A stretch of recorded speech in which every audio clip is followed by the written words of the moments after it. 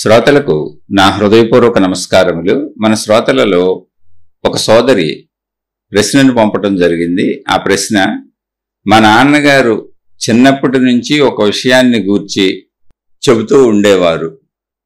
నా అనుకునే ప్రతిదీ ఏదో ఒక రోజు బాధని మిగులుస్తుంది, కాబట్టి అది లేకుండా చేసుకుంటే చాలు అనేవారు.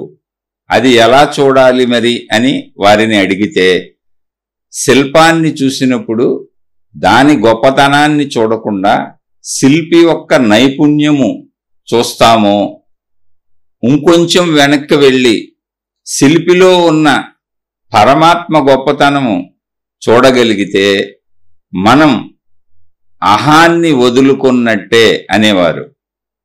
శిల్పము విషయంలో నాకు అర్థమయ్యింది విషయం, కానీ మనుషుల విషయంలో దీన్ని ఎలా చూడాలో అర్థం అయ్యేది కాదు.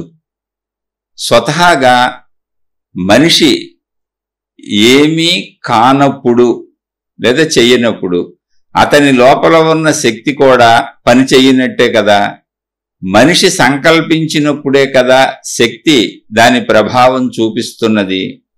మరి మన సంకల్ప వికల్పములకు కారణము కూడా శక్తే అయినప్పుడు మరి మన అస్తిత్వం ఏమున్నది అంటే, ఒక మెషిన్కి ఆటోమేటిక్ మోడ్ ఆన్ చేసినప్పుడు మాన్యువల్ హ్యాండ్లింగ్ అవసరము లేదు కదా, అది ఆటోమేటిక్గానే పనిచేస్తుంది కదా.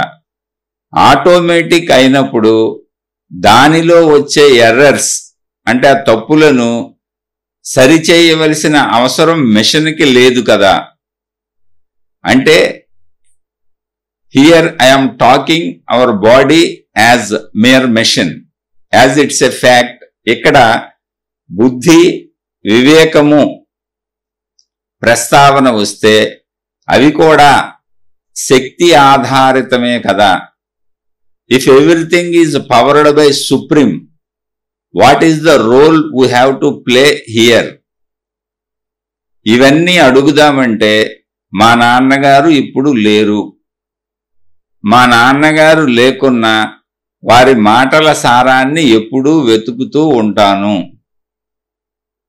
ఈ ప్రశ్నకు, ఈ సందేహమునకు వివరించగలరు, మీ సమాధానము చెప్పగలరు అంటే ఈ విషయాలకు వివరించమన్నారు. ఇప్పుడు ఏంటంటే విషయం, ఇందులో ఇదంతా ఆవిడ రాసిన మ్యాటర్ని చదివాను. ఆ మ్యాటర్ మొత్తం ఇంగ్లీష్లో టైప్ చేశారు.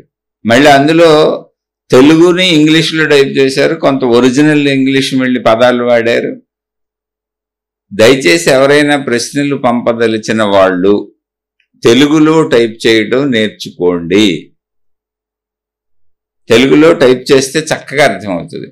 లేదు, తెలుగులో కొంచెం పెద్ద అక్షరాలతో ఒక వైట్ పేపర్ మీద రాసి ఫోటో ప్రింట్ తీసి పెట్టినా కూడా నాకు ఆ తెలుగు కనపడుతుంది.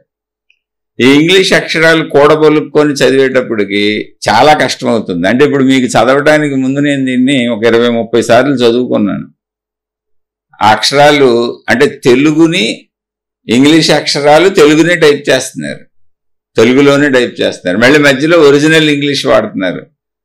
అంటే ఇది తప్పని కాదు, మీకు అలా అనిపించవచ్చు, కానీ నేను చాలా సామాన్యుణ్ణి.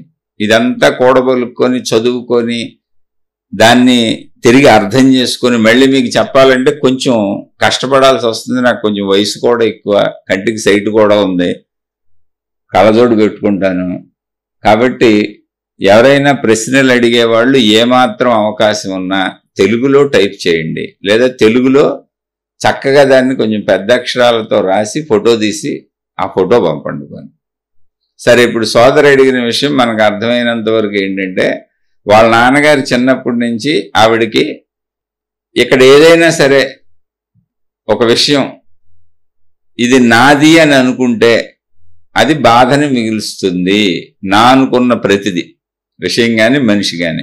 కాబట్టి ఆ నా అనుకోవటం మానేస్తే మనకు బాధ ఉండదు, అది నేర్చుకో అని చెప్పారు ఆవిడికి. అది ఏంటి మీరు చెప్పింది అని ఆవిడ అడిగితే, ఇప్పుడు ఒక శిల్పాన్ని చూస్తున్నాం అనుకో, ఆ శిల్పం గొప్పతనం సహజంగా చూస్తాం మనం, శిల్పం బాగుంది అనుకుంటాం. ఇప్పుడు అలా శిల్పాన్ని దాని గొప్పతనాన్ని చూడకుండా ఆ శిల్పాన్ని చెక్కిన శిల్పిని చూసావనుకో, అప్పుడు నీ దృష్టి శిల్పి మీదకి వెళ్తుంది. శిల్పి యొక్క నైపుణ్యం అర్థం అవుతుందంటే శిల్పం మీద నుంచి శిల్పి మీదకి వెళ్ళింది. ఇప్పుడు శిల్పిని కూడా చూడకుండా ఇంకొంచెం వెనక్కి వెళ్ళి ఆ శిల్పిలో ఉన్నటువంటి దైవశక్తిని, అంటే భగవంతుడే ఈ శిల్పిలో ఉండి ఈ శిల్పాన్ని ఎలా చెక్కాడు అనేటువంటి ఆ నైపుణ్యం భగవంతుడిది అని నువ్వు గ్రహించావనుకో, అప్పుడు అసలు నీకు ఇదంతా భగవత్ శక్తిగా అనేది ఉంటుంది. నేను నాది అనే అహం ఉండదు.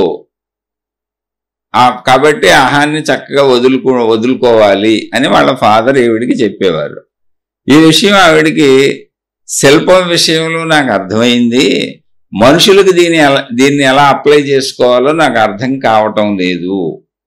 ఎందుకని అంటే మొత్తం చేసేదంతా భగవంతుడే అయితే, అంటే మనలో సంకల్పాలు బుద్ధి మొత్తం అన్నీ భగవంతుడే అయితే, నడిపేది భగవంతుడే అయితే, అంటే ఒక ఆటోమేటిక్ మిషన్ లాగా మనం పనిచేస్తున్నాము అన్నది కరెక్టే అయితే, అప్పుడు మన ద్వారా జరిగే తప్పులు కూడా మనం కరెక్ట్ చేసుకోవాల్సిన అవసరం ఏముంది? అదంతా సృష్టి శక్తే కదా చేసేది. ఒక ఆటోమేటిక్ మిషన్ లాగా పనిచేస్తూ వెళ్తే అక్కడ మళ్ళీ ఆటోమేటిక్ మిషన్ అన్నప్పుడు నా ఉద్దేశం శరీరం గురించి మాట్లాడుతున్నాను, మిషన్కి శరీరానికి పోల్చాను అని చెప్పారు. అంటే ఇప్పుడు కంప్యూటర్లో అనేక మిషన్లో ఆటో మోడ్ అని ఉంటుంది, ఆటో మోడ్లో బంద్ చేసుకెళ్ళిపోతూ ఉంటాయి. అలా మనిషి కూడా ఆటో మోడ్లో పనిచేస్తూ ఉంటే భగవత్ శక్తే మొత్తం నడుపుతూ ఉంటే తప్పులతో అసలు మనకు పనే ఉంది, మనం ఎలా సరి చేసుకుంటాం? అదంతా భగవంతుడిదే కదా. ఇక్కడ వివేకం అనేటువంటిది ప్రస్తావన వస్తే అది కూడా శక్తికి సంబంధించిందే కదా, శక్తిలోదే కదా. మొత్తం ఇదంతా కూడా everything is powered by supreme, అంటే మొత్తం నడపబడుతుంది ఆ సుప్రీం పవర్ నుంచే కదా. భగవంతుడు అంటాము, విశ్వశక్తి అంటాము, ఆత్మశక్తి అంటాము. అప్పుడు అసలు మన యాక్షన్ ఏంటి? What is the role we have to play here? ఇక్కడ ఇప్పుడు అసలు మనం జీవించవలసిన విధానం ఏంటి, మనం యాక్ట్ చేయవలసిన విధానం ఏంటి? ఇవన్నీ అడుగుదామంటే మా నాన్నగారు లేరు, ఇప్పుడు ఏం చేయాలి? ఈ ప్రశ్నకి వివరించగలరా? ఇప్పుడు మనం ఎలా జీవించాలి? సహజంగా ఏంటంటే అసలు సమాధానాలన్నీ ప్రశ్నల్లోనే ఉంటాయి. మీరు చూడండి, మనకు ఏదైనా ఎగ్జామ్స్ ఉన్నాయి అనుకోండి, మీరు ఎప్పుడైనా చూడండి, ఎగ్జామ్స్లో ఏం చేస్తారు? మనం చదివిన పుస్తకాల్లోంచే ప్రశ్నలు ఇస్తారు. అంటే ముందు మనం సంవత్సరం పాటు చదవమంటారు స్కూల్లో. అంటే ఏంటి? సమాధానాల పుస్తకం మన చేతికి ఇచ్చేశారు, ఇచ్చేసి ప్రశ్నలు ఇచ్చి నువ్వెంత చదివావో అందులోంచి నువ్వు చదివిన సమాధానాలు రాయమన్నారు. నీకేం అర్థమైంది? అలాగే మీకు ఎప్పుడు కూడా ప్రశ్న అనేది సమాధానంలోంచే పుడుతుంది, సమాధానం కూడా ప్రశ్నలోనే ఉంటుంది, సమాధానంలోంచే ప్రశ్న పుడుతుంది. ఇక్కడ మనం గమనిస్తే శిల్పాన్ని ఒక ఆయన చెక్కాడు, చూసాం, శిల్పం బాగుంది. శిల్పం బాగుంది అనుకున్నప్పుడు శిల్పం బాగుంది అనుకున్న కారణం ఎవరు? శిల్పి. ఓకే, అవును, శిల్పాన్ని చెక్కిన శిల్పి. ఇప్పుడు శిల్పికి కారణం ఎవరో అనే పాయింట్ వచ్చినప్పుడు దేవుడు అనే కారణం పెట్టుకున్నాం. శిల్పికి కారణం ఎవరో అన్నప్పుడు దేవుడు అనే పాయింట్ పెట్టుకున్నాం. ఓకే, ఇప్పుడు శిల్పికి కారణం దేవుడు అనుకుందాం. ఓకే, లోపల ఉన్నటువంటి ప్రాణశక్తి, ఆత్మశక్తి దేవుడు. కాబట్టి అప్పుడు నాకు అహంకారం ఉండదు. ఓకే, బ్రహ్మాండంగా ఉంది. అప్పుడు ఏం చేస్తున్నాం? ఇంకా మొత్తం అలాగే అనుకోవాలి. ఇప్పుడు ఇక్కడ సోదరి ఆ పాయింట్ మనుషులకు కూడా అప్లై చేసేసుకున్నాం అనుకోండి. శిల్పానికి కారణం శిల్పాన్ని చెక్కిన శిల్పి, శిల్పికి కారణం ఆ శిల్పిలో ఉన్నటువంటి నైపుణ్యానికి, ఆ శిల్పి ఉండటానికి కారణం భగవంతుడు, సుప్రీం పవర్. ఆకారం ఉన్న దేవుడు కావచ్చు, ఆత్మశక్తి కావచ్చు, ఏదో సుప్రీం పవర్, దేవుడు అనండి, భగవంతుడు అనండి, శక్తి అనండి, ఏదైనా అనండి. ఓకే, చక్కగా ఉంది అది. కాబట్టి ఇప్పుడు ఇదంతా మొత్తం ఇటు శిల్పి కానీ ఇటు శిల్పం కానీ ఇదంతా ఎవరికి సంబంధించింది? భగవంతుడిది. కాబట్టి నేను శిల్పాన్ని పొగడక్కర్లేదు, శిల్పిని పొగడక్కర్లేదు, ఎవరో అహంకారం పెంచుకోక్కర్లేదు. ఇక్కడ ఏ ఆట లేదు, ఆట అంతా భగవంతుడిది. బాగానే ఉంది. మరి దీనికి మనిషికి అప్లై చేసుకున్నప్పుడు అన్నప్పుడు అక్కడ శిల్పి మనిషే. ఇంతకే శిల్పాన్ని చెక్కిన శిల్పి మనిషి కాదా? దీనికి మనిషికి అప్లై చేసుకున్నప్పుడు నాకు అర్థం కావట్లేదు అన్నారు కదా, దీన్ని ఎవరికి అప్లై చేశారు? శిల్పాన్ని చెక్కిన మనిషి శిల్పి మనిషేగా. శిల్పం విషయంలో అర్థమైంది, మనుషుల విషయంలో అర్థం కావట్లేదు అంటున్నారు. శిల్పాన్ని చెక్కిన శిల్పి మనిషేగా. మీరు ఇక్కడ శిల్పాన్ని వదిలేయండి, శిల్పిని తీసుకోండి. శిల్పి ఎవరు? మనిషి. శిల్పం మర్చిపోదాం. శిల్పి ఎవరు? మనిషి. ఆ మనిషికి ఆధారం ఎవరు? దేవుడు. మనిషి చేత అన్ని చేయిస్తుంది ఎవరంటే శిల్పం చెక్కడం లాంటి క్రియలు ఏమన్నాయో ఇప్పుడు మనతో జరుగుతున్న క్రియలు. శిల్పం చెక్కడం కాదు, ఇంకోటి ఏదో ఒకటి, వృత్తి వ్యాపార ఉద్యోగాలు, జీవితం, ఏడుపులు, నవ్వులు, అన్నీ ఏ క్రియలైనా మీ భావం ప్రకారం చేయిస్తున్నది ఎవరు? భగవంతుడు. అంటే అసలు శిల్పికి కారణం భగవంతుడైనప్పుడు శిల్పి అనే మనిషికి కారణం భగవంతుడేగా. కన్ఫ్యూజన్ ఏముంది అందులో? అప్పుడు మనిషి చేసే తప్పులు ఒప్పులు కూడా భగవంతుడే చేయిస్తున్నాడు కదా అనేది పాయింట్ అయినప్పుడు, తప్పులు ఒప్పులు భగవంతుడే చేయిస్తున్నప్పుడు అది మనం నమ్మినప్పుడు రెండోది కూడా నమ్మేయాలి. ఆ తప్పులు ఒప్పుల ఫలితాలను కూడా అనుభవిస్తుంది భగవంతుడే, మనం కాదు. ఇప్పుడు చేయిస్తున్నది భగవంతుడే అయినప్పుడు అనుభవిస్తున్నది కూడా భగవంతుడే అనుకోగలిగితే ఆ పాయింట్లో తప్పు లేదు. అర్థమైపోద్ది ఆ పాయింట్. అప్పుడు నాకు సంబంధమే లేదు, అసలు ఈ శరీరము నేను కాదు, మనిషిని నేను కాదు, ఇది భగవంతుడికి సంబంధించింది. ఇది ఆనందపడినా, ఇది దుఃఖపడినా, ఇది ఏం పడినా అదంతా భగవంతుడు ఆటే, నేను దుఃఖపడతలేదు, నాకు అసలు దుఃఖమే లేదు అనుకున్నప్పుడు ప్రాబ్లం రాదు. ఇక్కడ మనం ఏం చేస్తున్నామంటే ఆట ఆడిచ్చేదంతా భగవంతుడు, దుఃఖపడేదంతా నేను అనుకుంటున్నాం అండి. అయితే మొత్తం భగవంతుడు అనుకోవాలి, లేదా మొత్తం నేను అనుకోవాలి. ఇక్కడ ప్రాబ్లం అది. శిల్పం విషయంలో కూడా మీకు అర్థం అవ్వలేదు. శిల్ప విషయంలో అర్థమైందని మీరు అనుకుంటాం మీ భ్రాంతి. ఎందుకనంటే అసలు శిల్పం అనేది మనం చేసే పనులు, ఇప్పుడు మనం జీవించే జీవితం కూడా శిల్పమే. ఏదో ఒక పని చేస్తానే ఉంటారు ప్రతి మనిషి. శిల్పం చెక్కటం అనే పని శిల్పి చేసినట్టుగా ప్రతి మనిషి వంట చేయడము, వృత్తి వ్యాపార ఉద్యోగాల్లో మాట్లాడటం, కదలటం, తినటం, తాగటం, తిరగటం, ఏదో ఒకటి చేస్తూనే ఉంటాడు. చేయకుండా ఎందుకుంటాడు అసలు? అవన్నీ శిల్పం చెక్కటం లాంటివి క్రియలు. క్రియలన్నీ మనుషులు చేస్తున్నారు. ఈ క్రియల విషయాల్లో దీనికి ఆధారం భగవంతుడు అన్నప్పుడు నాకు అహంకారం ఉండలేదు అంటే, నేననేది లేదు అంటే, అవును నేననేది లేదు, వదిలేయచ్చు. అప్పుడు దుఃఖంలో కూడా నేను ఉండకూడదు. అసలు నేను చేయనప్పుడు సుఖమేంటి, దుఃఖమేంటి, నాకేంటి, నేననే భావన లేదు, ఉన్నదే దేవుడు. అదే ఆత్మజ్ఞానం చెబుతుంది. అయితే అది ఆత్మజ్ఞానం ఏం చెప్పింది ఎక్కడంటే, దేవుడని నువ్వు ఎవరినో మళ్ళీ నీకు భిన్నంగా ఇంకోళ్ళని పెట్టుకుంటున్నావు, నీకు భిన్నంగా కూడా ఎవరు లేరు, నువ్వు దేవుడని దేన్ని ఎత్తుకుతున్నావో, దేన్ని సుప్రీం పవర్ అన్నావో, దేన్ని పవర్ అన్నావో, ఎనర్జీ అన్నావో, శక్తి అన్నావో, దేవుడు అన్నావో, భగవంతుడు అన్నావో, కోటాను కోట్ల రూపాలు ఇచ్చుకున్నావో, మతాలు ఏర్పరచుకున్నావో, మార్గాలు ఏర్పరచుకున్నావో, విధానాలు పద్ధతులు ఏర్పరచుకున్నావో, అదంతా కూడా ఒక శక్తి. ఆ శక్తి నీ లోపల ఉన్న ప్రాణశక్తి, ఆత్మశక్తి. కాబట్టి దేవుడు అనేవాడు కూడా ఇక్కడ ఎవరు లేరు, ఉంది మొత్తం నువ్వేం చెప్పింది ఆత్మజ్ఞానం. లేదు, ఇదే ఆత్మజ్ఞానాన్ని అట్టు తిరగేసినట్టుగా తిరగేసి మాట్లాడుకోవచ్చు. పోనీ ఉన్నదంతా దైవశక్తి, అది ఆత్మశక్తి, నేను లేను, నేను కూడా అందులోనే ఉన్నాను అని అలాగే తీసుకోవచ్చు. మరి ఉన్నదొకటే. ఆ ఉన్నదొకటి నువ్వన్నా అవ్వాలి, ఆ ఉన్నదొకటి భగవంతుడు అన్నా అవ్వాలి, లేదా ఆ ఉన్నదొకటి శక్తి అన్నా అవ్వాలి, ఏదో ఒకటే అవ్వాలి.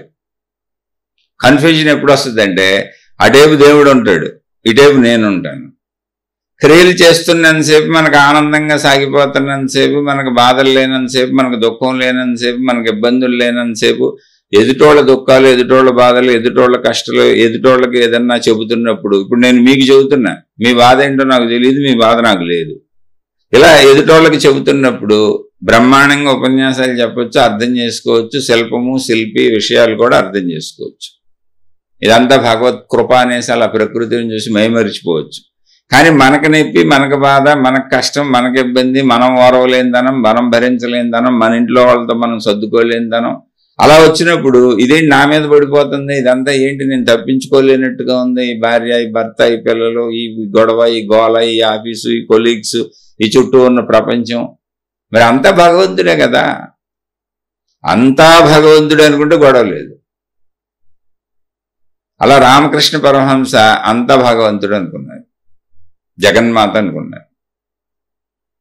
అలా మొత్తం జగన్మాతే అనుకొని తనకొచ్చిన బాధలు, తనకొచ్చిన కష్టాలు, తనకొచ్చిన ఇబ్బందులు, తనకొచ్చిన అనారోగ్యాలు, తనకు ఎదురైన మనుషులు, తనకు జరిగే సంఘటనలు సమస్తం భగవంతుడు, జగన్మాత అని భావించుకున్నారు. ఆయన ఎంత భావించుకున్నారు అంటే, వేశ్య స్త్రీలు కనపడితే, అంటే వేశ్య స్త్రీలు కాదు, అసలు ఏ స్త్రీ కనపడినా జగన్మాతగా చూసేవారు ఆయన. తన సొంత భార్యను కూడా జగన్మాతగా చూశారు ఆయన. అంటే జగన్మాత అన్నప్పుడు స్త్రీ స్వరూపం కదా, ఇంకా స్త్రీ కనపడితే జగన్మాతే. ఆయన తన సొంత భార్యతో కాపురం చేయలే, జగన్మాత భావంతోనే ఆవిడతో ఉన్నారు ఆయన. వాళ్ళిద్దరూ విడివిడిగా మనకు మనుషులుగా భార్యాభర్తలుగా కనపడవచ్చు. అప్పుడున్న వాళ్ళు కూడా వాళ్ళు అలా మనుషులుగానే కనపడతారుగా, మనం మనుషులుగానే కనపడతాగా, అంతరంగ భావం కనపడదుగా. కానీ తన సొంత భార్యను కూడా జగన్మాతగా భావించుకున్నారు. జగన్మాత అంటే ఏంటి? స్త్రీ స్వరూపం. ఒక సందర్భంలో రోడ్డు పక్కన వేశ్య స్త్రీలు నుంచొని ఉంటే, వేశ్య స్త్రీలు నుంచుంది ఎందుకంటే విటుల కోసం నుంచున్నారు, విటులు వస్తారని వాళ్ళు నుంచున్నారు. వీరిని అటు నుంచి తీసుకెళ్తున్నారు భక్తులు ఒక పల్లకీలో. ఈయన వాళ్ళని చూసి పల్లకీలోంచి దూకేసి వెళ్ళి పరిగెత్తుకుంటూ వెళ్ళి జగన్మాత జగన్మాత అంటూ వెళ్ళి ఒక వేశ్య స్త్రీ కాళ్ళు పట్టుకున్నారు, అమ్మా నన్ను కనుకరించు జగన్మాత అని. అది భావం. అదే మనం ఇప్పుడు అలా చేసామనుకోండి మన పిచ్చోళ్ళు అంటారు. కానీ అదే భావంతో ఆయన విశ్వం మొత్తం జగన్మాత స్వరూపంగా భావించుకున్నారు. ఎన్ని బాధలు రాని ఆయనకి గొంతు క్యాన్సర్ వచ్చింది. ఆ గొంతు క్యాన్సర్లో గొంతులో పుండు ఏర్పడింది. ద్రవ పదార్థాలు కూడా తాగలేకపోతున్నారు ఆయన. దాంతోనే ఆయన శరీరం వదిలేశారు. అయితే ఆ పుండులో పురుగులు ఉన్నాయి.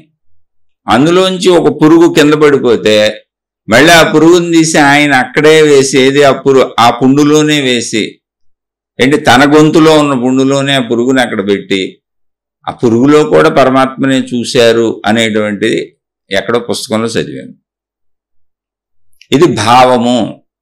అంత గాఢభావంలోకి వెళ్ళాలి. వెళ్తే అప్పుడు మొత్తం పరమాత్మే. లేదు మొత్తం నేనే చేసుకుంటున్నాను అనేటువంటి భావంలో కన్నా రావాలి, అప్పుడు మొత్తం నేనే. కానీ మనం ఎక్కడ ఉంటామంటే సగం నేను సగం భగవంతుడని ఉంటాం. అది మన ప్రాబ్లం. అందుకే ఆత్మజ్ఞానం ఏం చెబుతుందంటే, నువ్వు ఏది భగవంతుడని వెతుకుతున్నావో, దేనికి నువ్వు భగవంతుడనే పేరుతో మతాలు, ఆచారాలు, నియమాలు, విధానాలు, పద్ధతులు ఏర్పరుచుకున్నావో, ఏది భగవంతుడని రూపాలు పెట్టుకున్నావో, లేదా ఏదో భగవత్ శక్తి అని నిరాకారంతో పూజిస్తున్నావో, ఎన్ని విధానాలు చేసుకున్నావో, అదంతా ఓకే, మంచిదే. అదే భగవత్ శక్తి నువ్వు వెతుకుతున్నది ఏదుందో అది నువ్వే, నీలోనే ఉన్నది. తత్వమసి అంది. తత్వం అసి, అది నీవే అయి ఉన్నావు అని చెప్పింది. ఫైనల్ ఎక్కడికి వచ్చింది ఇంతకీ?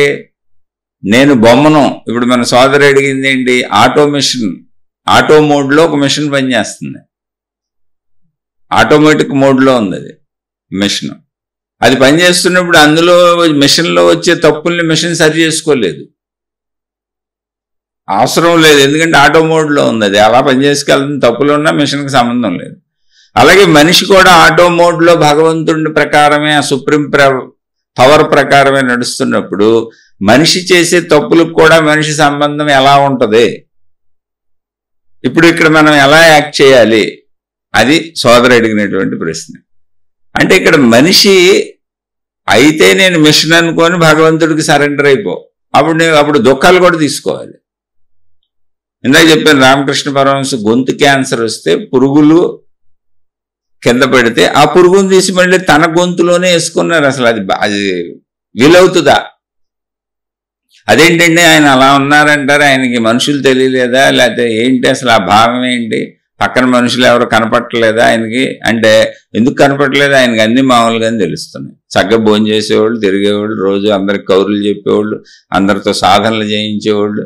నేను మనిషినని, వాళ్ళు వేరు మనుషులని అన్నీ తెలుసు. ఈవిడ నా భార్య అని తెలుసు. కానీ భార్యని జగన్మాతగా చూడాలని నేను అనుకుంటున్నాను. నాకు స్త్రీలంతా జగన్మాతలే అన్నాడు. సృష్టి అంతా జగన్మాత నడుపుతుందని నేను అనుకుంటున్నా. కానీ నాకు అది భావనలో అనుకుంటున్నా. నాకు విడిగా సృష్టి కనపడతానే ఉంది. ఎందుకు కనపడతలే?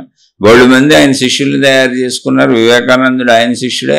ఆయనే రామకృష్ణ మిషన్ అని, రామకృష్ణ మఠ అని ఇంత ప్రాచుర్యం తెచ్చి ప్రపంచవ్యాప్తంగా అసలు రామకృష్ణ పరమహంస, శారదాదేవులు తెలియడానికి కారణమే ఆయన.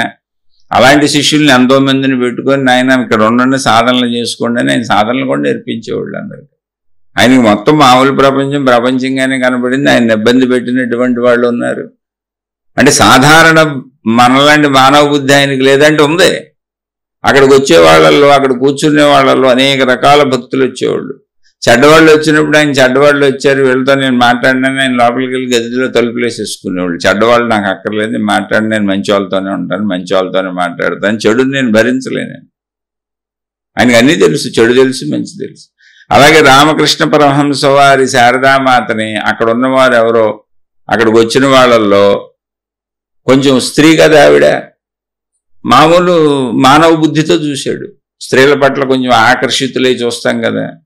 అప్పుడు రామకృష్ణ పరమహంస గమనించారు, గమనించి చెప్పారు, నాయన నువ్వు నాతో ఎలా ఉన్నా పర్వాలేదు, ఆవిడ జగన్మాత శక్తి స్వరూపిణి శారదామాత, ఆవిడ్ని నువ్వు వేరే బుద్ధితో చూసావంటే నిన్ను రక్షించడం నా వల్ల కాదని చెప్పారు. అంటే ఆయనకి తెలియట్లేదా ఆడ ఏ బుద్ధితో చూస్తున్నాడు, వక్ర బుద్ధి అవన్నీ తెలుసుగా ఆయనకి? కాదు, నేను అలా భావించుకోదలిశాను, నా భావన సర్వం జగత్తంతా జగన్మాతమయం. ఆ జగన్మాత ఎవరు అంటే ఆయనకి తెలియదు, ఆ రూపమున్న జగన్మాత అనేం కాదు, ఆయన ఆత్మశక్తి అనుకున్నారు, ఆత్మశక్తిని జగన్మాత అని భావించారు. ఎందుకంటే ఆయన తర్వాత ఆత్మజ్ఞానం, ఆయన ఆత్మజ్ఞాన భావనలోకి వెళ్ళడానికి తోతాపూర్ అనేటువంటి గురువు ఒక ఆయన వచ్చారు, ఇంకొక స్త్రీ గురువు వచ్చారు, 2 మంది ఆయనకి గురువులుగా వచ్చి ఆత్మజ్ఞానంలోకి తీసుకెళ్లారు. జగన్మాత భావనని ఆత్మజ్ఞాన భావం చేసుకున్నారు, అనంతాత్మభావం చేసుకున్నారు. కానీ ఏ భావనైనా జగన్మాత స్వరూపమే అన్నారు. అంటే రూపంలోనూ చూస్తాను, అరూపంగాను చూస్తాను, నిరూపంగాను చూస్తాను, సర్వరూపాలు ఆవిడిగానే చూస్తాను, అలా భావించుకుంటాను. ఆ భావన ఎంత గాఢమైపోయింది అంటే తన మరణము కూడా ఆయన్ని బాధించలేదు. అలాని శరీరం బాధపడలేదా, నొప్పడలేదా, ఆయన అరవలేదా, బాధపడలేదా, దుఃఖపడలేదా, అమ్మో అబ్బా అనలేదంటే అన్నీ అన్నారు. చుట్టుపక్కల ఉన్న వాళ్ళందరూ ఆయన బాధను భరించలేకపోయారు. ఆయన పడుతున్న బాధను చూడలేక ఏడ్చి, అయ్యా మహానుభావ, జగన్మాత మీతో మాట్లాడుతుంది కదా, మీకు అన్ని చెబుతుంది కదా, ఈ బాధ తగ్గించమని అడగండి, మేము చూడలేకపోతున్నాం, ఆ గొంతు నొప్పి, ఆ గొంతు క్యాన్సర్ మీకు తగ్గించమని అడగండి, జగన్మాత ఎందుకు తగ్గించలేదు, తగ్గిస్తుంది కదా అడగమన్నారు. ఆయన కూడా అవును పాపం వీళ్ళందరూ చెబుతున్నారు, ఆయనకు కూడా బాధగా ఉంది. శరీర భావం వచ్చినప్పుడు బాధ ఉంటుంది కదా, బాధ లేకుండా ఎందుకు ఉంటుంది? జగన్మాత భావం ఉంది కానీ శరీరం కూడా ఉంది కానీ శరీరం నొప్పి ఎందుకు తెలియదు? ఆ భావంతో మౌనంగా భరిస్తున్నారు దీన్ని. ఆ భావం ముందు ఈ భావం కొంచెం తగ్గింది అంతే, ఆ భావం పెంచుకున్నారు. అప్పుడు ఆయన జగన్మాతను అడిగారు, అమ్మ నాకు ఈ గొంతు నొప్పి తగ్గించు, తిండి కూడా తినలేకపోతున్నాను, నీళ్లు కూడా తాగలేకపోతున్నాను, చాలా బాధపడుతున్నాను, భరించలేకపోతున్నాను, నువ్వు చూస్తున్నావు కదా, తెలుసుకోవడం నువ్వు తగ్గించవేంటని. అప్పుడు జగన్మాత సమాధానం చెప్పింది. ఆ విషయం ఆయనే చెప్పారు, ఎవరికి అడగమన్న వాళ్ళకి వచ్చి చెప్పారు. ఏమైనా తెలుసా, అయ్యా మీరు అడగమన్నారని నేను జగన్మాతను అడిగాను తగ్గించమని. జగన్మాత ఏం చెప్పిందో తెలుసా, ఒరే ప్రపంచంలో సృష్టిలో ఎన్ని జీవరాశుల రూపంలో ఎన్ని గొంతులతో తింటున్నావు కదా, ఈ ఒక్క రూపంలో ఈ ఒక్క గొంతుతో తినపోతే ఏం పోయింది, నష్టమే ఉందని అడిగింది జగన్మాత అన్నారు. అది అనంత ఆత్మభావం కదా. అయితే మొత్తం దేవుడు చేస్తున్నాడు అనుకోండి, ఆయన జగన్మాత చేస్తుంది అనుకున్నారు. ఇప్పుడు తన శరీరంలో నొప్పి ఉంది, బాధ ఉంది, భరించలేక అడిగారు కూడా, భరించలేనంత బాధపడుతున్నారు కూడా, దాంతోనే ప్రాణం పోయింది కూడా ఆయనకి. అయినా కూడా జగన్మాత భావం చొక్కు చెదరలేదు, అదే భావంలో ఉండిపోయారు. ఈ నొప్పి తెలుస్తుంది, ఈ నొప్పి తెలియకుండా మాయమావల. ఈయన బాధపడటం పక్కన ఉన్నోళ్ళు చూస్తున్నారు, కానీ సర్వము జగన్మాతే భగవంతుడే అనుకున్నప్పుడు సర్వం భగవంతుడే అనుకొని ఉండిపోవాలి. అప్పుడు నొప్పి భగవంతుడే, ఆనందం భగవంతుడే, మొత్తం భగవంతుడే. అయితే మనమేంటి, ఆనందాల్లో, సుఖాల్లో, హాయిల్లో, లేదా మనకు సంబంధం లేని ఇతరుల కష్టాల్లో, పక్కోళ్ళ కష్టాల్లో, పక్కోళ్ళ బాధల్లో, ప్రాపంచిక బాధల్లో, ఎవరో మనకు సంబంధం లేదు, అక్కడ భగవంతుడు తత్వం అప్లై చేస్తాం. నాకు అర్థమైందని చెబుతాం, ఆత్మజ్ఞానం అర్థమైందని చెబుతాం, దేవుడు అర్థమైందని చెబుతాం, అన్నీ అర్థమైపోయినాయి అంటాం. కానీ అదే కష్టం మనకు వచ్చినప్పుడు మళ్ళీ అక్కడ అర్థం అవ్వదు, కన్ఫ్యూజన్ వస్తుంది. ఎందుకని నేను భరిస్తున్నానుగా, నాకు శరీర భావన ఉంది అంటే ఏం లేదు, మనం దైవభావాన్ని పెంచుకోలేదు. ఆ దైవభావాన్ని మీరు ఆకారంలో పెంచుకుంటారా, నిరాకారంలో పెంచుకుంటారా, లేదా నేనే అనంత ఆత్మస్వరూపుడిని అనుకుంటారా, మీ ఇష్టం. మీరు నేను అనంత ఆత్మస్వరూపుడిని అనుకున్నా మీకు అది దుఃఖం ఉంటుంది. శరీర సంబంధిత విషయములలో శరీరము నశింపు అనేది, శరీరముతో ప్రపంచంలో జీవిస్తున్నప్పుడు శరీర సంబంధిత ప్రాపంచిక విషయాలలో మనుషులతో ఉండే ఘర్షణలు అనేవి ఎవరికైనా తప్పవు, జీవన్ముక్తులకి తప్పవు, మీకు తప్పవు, ఎవరికైనా తప్పవు. కానీ మీరు ఏ భావంలో ఉంటారు అన్నది ఇక్కడ పాయింట్. ఇప్పుడు ఇదే విషయం ఇందాక రామకృష్ణ పరమహంసని చెప్పి ఇప్పుడు రమణ మహర్షిని చెబుతా. రమణ మహర్షి నేను అనంత ఆత్మస్వరూపుడును అన్నారు. ఏ దేవుడి పేరు ఎత్తలేదు. అంటే దేవుడిని ఆయన ఏం కాదనలా. అసలు ఆయన ఉందే అరుణాచలం, శివుడు, శివపరమాత్మ, ఆయన కూడా గిరి ప్రదక్షిణలు చేసేవారని చెబుతారు. ఆయన భగవంతుణ్ణి విభేదించలా, భగవంతుడు లేరన్న చక్కగా భగవంతుడిని గౌరవించారు. భగవంతుడికి సంబంధించి ఎవరన్నా పూజలు చేసి అర్చనలు చేసి ఆ కుంకాలో విభూతిలో చేస్తే ఆయన కూడా ఎంతో చక్కగా పెట్టుకుని వాళ్ళు అల్లిస్తే. కానీ ఆయన భగవంతుడి గురించి చెప్పలా. నిన్ను నువ్వు తెలుసుకోమని చెప్పారు. ఎవరు వచ్చినా సరే నిన్ను నువ్వు తెలుసుకో అన్నారు. ఎందుకనంటే నన్ను నేను తెలుసుకున్నాను అన్నారు ఆయన. నన్ను నేను తెలుసుకున్నాను ఏంటంటే నేను అనంత ఆత్మస్వరూపుడును, ఈ శరీర పరిమితుడను కాను. నేను తెలుసుకున్న విషయం. అలా నిన్ను నువ్వు తెలుసుకుంటే నీకు దుఃఖం ఉండదు. అంటే ఇది ఆత్మజ్ఞానం వైపు. ఇందాక రమణ మహర్షి ఏంటి, ఆకార దేవత జగన్మాత వైపు ఆ భావాన్ని పెంచుకున్నారు. ఇక్కడ మళ్ళీ రామకృష్ణ పరమహంసది మీకు మామూలు విషయాలు తెలియవంటే అన్నీ తెలుసు ఆయనకి. మళ్ళీ చెబుతున్నా మొత్తం తెలుసు ఆయనకి. కానీ నేను ఇలాగే చూడాలనుకుంటున్నాను. స్త్రీ ఎవరు కనపడినా నాకు జగన్మాతే, భగవంతుడు పురుషులు ఎవరు కనపడినా జగన్మాత యొక్క శక్తితో నడుస్తున్నదే సృష్టి అంతా. అది నాకైనా బయటైనా అలాగే చూస్తాను నేను. భావాన్ని పెంచుకున్నారు. ఇది భావ సాధన. విషయం మారదు, ప్రపంచం మారదు, అది అలాగే ఉంటుంది. ఆయన దగ్గరికి ఏమి అందరూ మంచోళ్లే రాలా. శారదామాతనే వంకర చూపుతో చూశారు అక్కడికి వచ్చిన వాళ్ళు. అది ఎప్పుడూ ఉంటుంది ప్రపంచం. దానికి ఆయన సమాధానం కూడా చెప్పారు. అది కూడా మీకు ఇప్పుడు చెప్పాను. అలాగే ఒక సందర్భంలో మళ్ళీ రామకృష్ణ పరమహంస దగ్గరికి వెనక్కి వెళ్తున్నాను. ఒక సందర్భంలో ఆయన ల్యాబొరేటరీకి వెళ్ళి వస్తున్నారు. ఆయనే అంటే మల విసర్జన చేసి బయటకు వస్తున్నారు. వస్తున్నప్పుడు ఆ మల విసర్జన ప్రదేశము, మల విసర్జన చేయటము, చేసి బయటికి రావటము ఆయనకి కొంచెం అసహ్యకర భావన వచ్చింది. మనకు కూడా వస్తుందిగా బాత్రూంలో గాడిలోకి వెళ్ళినప్పుడు. ఆయనకి అలాగే అనిపించింది లోపల. వెంటనే ఆయనకి భావంలో ఇంకో ఆలోచన వచ్చింది. సర్వం భగవత్మయం అన్నప్పుడు ల్యాబొరేటరీ భగవత్మయం కదా, మరి నాకెందుకు ఈ ప్రదేశంలో ఈ భావన వస్తుంది? కాబట్టి నేను భావాన్ని పోగొట్టుకోవాలి. లేకపోతే సర్వం జగన్మాతమయం అని అనుకోలేనుగా నేను, ఒక చోట కాదనిపిస్తుందిగా నాకు. కాబట్టి ఈ భావన నేనే పోగొట్టుకోవాలి. కాబట్టి నేనేం చేయాలి అని తన జుట్టుతో, అంటే తన శిరస్సుతో తన జుట్టుతో అక్కడ నీళ్లు పోసి అప్పుడున్న కాలంలో శుభ్రం చేయడానికి ఏమున్నాయో చీపులతో ఎలా తుడుస్తామో అలా తన తలతో ఆ భావం పోయే వరకు తుడుస్తానే ఉన్నారు. ఆ భావం ఉంది ఇంతగా ఆయనకి.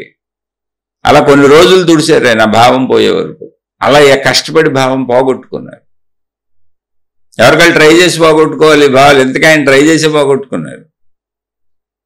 మరి చూడండి, ఆయన మనకు ఒకటే తెలిసింది, ఇలాంటి వందలు వేలు లక్షలు ఉంటాయి అక్కడ. అదే సాధన అంటే. సాధన అంటే ధ్యానాలు చేయడం, తపస్సులు చేయడం, చెట్టు కింద కూర్చోవటం, భిక్షాటనకి వెళ్తాం, డ్రెస్సులు మార్చేసి రకరకాల డ్రెస్సులు వేసుకోవటం, నేనేదో పెద్ద సాధకుడిని సాధకురాలని బట్టలు మార్చేసి వేషభాషలు మార్చి చెప్పడం కాదు. అంతర్గత భావ మార్పు. నువ్వు బయట ఏం మార్చక్కర్లేదు. అసలు నిజమైన సాధకుడు బయట మార్పే చేయడు. ఎందుకని భావం లోపలది కదా. భావ మార్పే, మిగిలిందేం మార్పు ఉండదు ఇక్కడ. నువ్వు జీవన్ముక్తుడు అయినా నువ్వు మూత్రం పోయాల్సిందే, మలం విసర్జన చేయాల్సిందే, అన్నం తినాల్సిందే, నిద్రపోవాల్సిందే, లేవాల్సిందే. నీకు జబ్బులు వస్తాయి, జ్వరాలు వస్తాయి, జలుబులు వస్తాయి. నువ్వు తినకుండా తింటే నీకు బాధ ఉంటుంది, అనారోగ్యాలు వస్తాయి, గ్యాసులు వస్తాయి, బీపీలు వస్తాయి, షుగర్లు వస్తాయి, అన్నీ వస్తాయి. ఎందుకంటే నువ్వు జీవించే జీవన విధానాన్ని బట్టి. లేదు నువ్వు మామూలుగా చక్కగా ఎక్సర్సైజ్ చేసుకొని సరిపోను తిని ఏం కావాలో తిని తెలివిగా ప్లాన్డ్గా పక్కగా ఉంటే కొంచెం ఆరోగ్యం బాగుంటుంది. మామూలు మనుషులకి ఏమొస్తాయో నువ్వు అదే వస్తాయి. ఎందుకని శరీరం మామూలుదే. జ్ఞానం అనేది భావము, దేవుడు అనేది భావము, ఆత్మశక్తి అనేది భావము, శక్తి అనేది భావము. మొత్తం భావానికి సంబంధించిందే ఉంది ఇక్కడ, పదార్థానికి సంబంధించింది కాదు. కాబట్టి మీరు భావాన్ని ఎలా పెంచుకుంటారనే దానికి మళ్ళీ వెనక్కి వచ్చి రామకృష్ణ పరమహంస గురించి చెప్పాను. మళ్ళీ రమణ మహర్షి దగ్గరికి వెళ్దాం. ఆయనే అన్నారు, నేను అసలు అనంత ఆత్మస్వరూపుడును అన్నారు. అంతే, సింపుల్ అయిపోయింది, స్టోరీ క్లోజ్. నన్ను నేను తెలుసుకున్నాను, మిమ్మల్ని మీరు తెలుసుకోండి అన్నారు. ఎవరు వచ్చినా ఆయన దగ్గరికి బోల్డ్ మంది వచ్చేవాళ్ళు.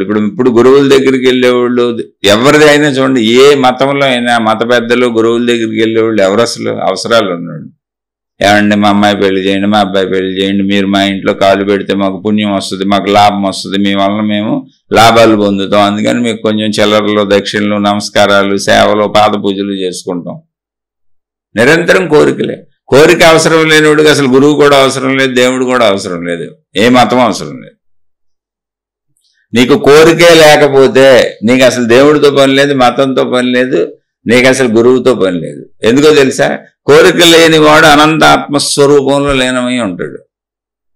వాడు అసలు నేను ఆత్మజ్ఞాని అని తెలుసుకోవక్కర్లాడు, ఆత్మజ్ఞానే.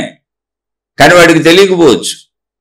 ఎందుకని ఆత్మజ్ఞాని నాకు నేను బిరుదులు ఇచ్చుకోవాలి, నేనే ఆత్మజ్ఞాని అని ప్రకటించుకోవాలని తెలియకపోవచ్చు. కానీ కోరిక లేదు అంటే నిశ్చల మనసు. నిశ్చల మనసే అనంత ఆత్మస్వరూపం అని చెప్పారు. దాన్ని ప్రకటించుకోవక్కర్లా. కోరిక లేదు అంటే నిశ్చల మనసు, నిశ్చల మనసు అంటే ఆత్మస్వరూపం, అదే శక్తి స్వరూపం. కోరిక లేనివాడికి ఇంకా దుఃఖమే ఉంది, బాధ ఏముంది, కష్టమే ఉంది, ఇబ్బంది ఏముంది, కావాల్సిందే ఉంది, అక్కర్లేనిదే ఉంది, అసలు దేవుడితో పనే ఉంది. కోరిక లేదు అంటే ఇంకా అయిపోయింది, క్లోజ్ చాప్టర్. అక్కడ సంకల్ప వికల్పములు ఎక్కడుంటాయో తెలుసా? కోరిక ఉన్న చోట ఉంటాయి. కోరిక లేనివాడికి సంకల్పములు ఉండొచ్చు, వికల్పం ఉండదు. సంకల్పములు అంటే ఏంటి? అనిపించటం.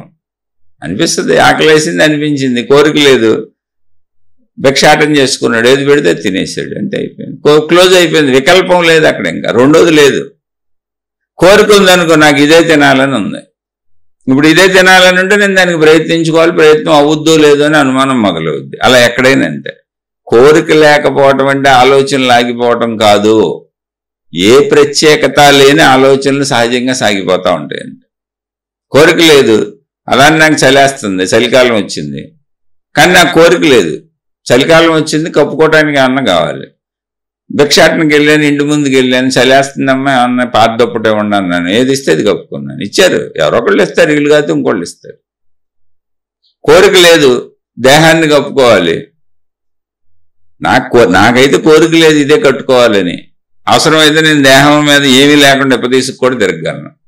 కానీ మామూలు ప్రజలు ప్రపంచంలో ఉన్నారు, పాపం స్త్రీలు పురుషులు, వాళ్ళకి దేహభ్రాంతి ఉంది, నాకు లేకపోయినా. వాళ్ళని ఎందుకు ఇబ్బంది పెడతాం? అందుకని భిక్షాటనకి వెళ్ళాను, ఏదైనా పాత బట్టలు ఇమ్మన్నాను, ఇచ్చారు, కట్టుకున్నాను. నాకు ఏదైనా ఒకటి ఊరినే నాకు శరీరాన్ని కప్పుకోవటానికే. అదే రమణ మహర్షి చేసింది, చిన్న గోచి పెట్టుకున్నాను. ఇప్పుడు రమణ మహర్షి కూడా జాగ్రత్తగానండి, నేను అనంత ఆత్మస్వరూపుడని అన్న భావన వచ్చింది ఆయనకి. ఎప్పుడు? 15 ఏళ్ల వయసులో. అంటే భావాన్ని పెంచుకున్నారు ఆయన. భావం పెంచుకోవటం, దేవుడే చేస్తున్నాడనే భావాన్ని పెంచుకుంటావా ఒక పద్ధతి, పెంచేసుకో. ఆ దేవుడికే ఎవరో ఇంకా పెట్టుకో, మొత్తం కష్టమో నష్టమో బాధ మొత్తం రామకృష్ణ పరమహంస వారి స్టోరీ చెప్పే మీకు. అలా భావం పెంచుకుంటూ వెళ్ళంతే. అసహ్య భావం వచ్చిన చోట దాన్ని మార్చుకున్నారు. స్త్రీల భావం వచ్చిన చోటల్లో జగన్మాతే స్త్రీ అనుకున్నారు, ఇంకా కామభావాన్ని తీసేశారు. అసలు డబ్బు అనేదాన్ని నేను ముట్టుకోను, నాకు డబ్బుతో వద్దనుకొని సాధన చేశారు.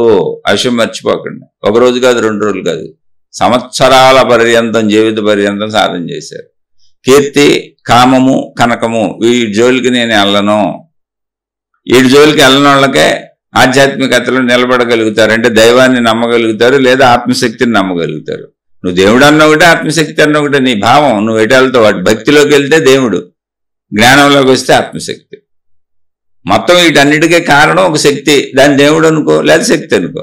భక్తిలో అయితే దేవుడు అనుకుంటావు. రామకృష్ణ పరమహంస భక్తిలో జగన్మాత అనుకున్నారు.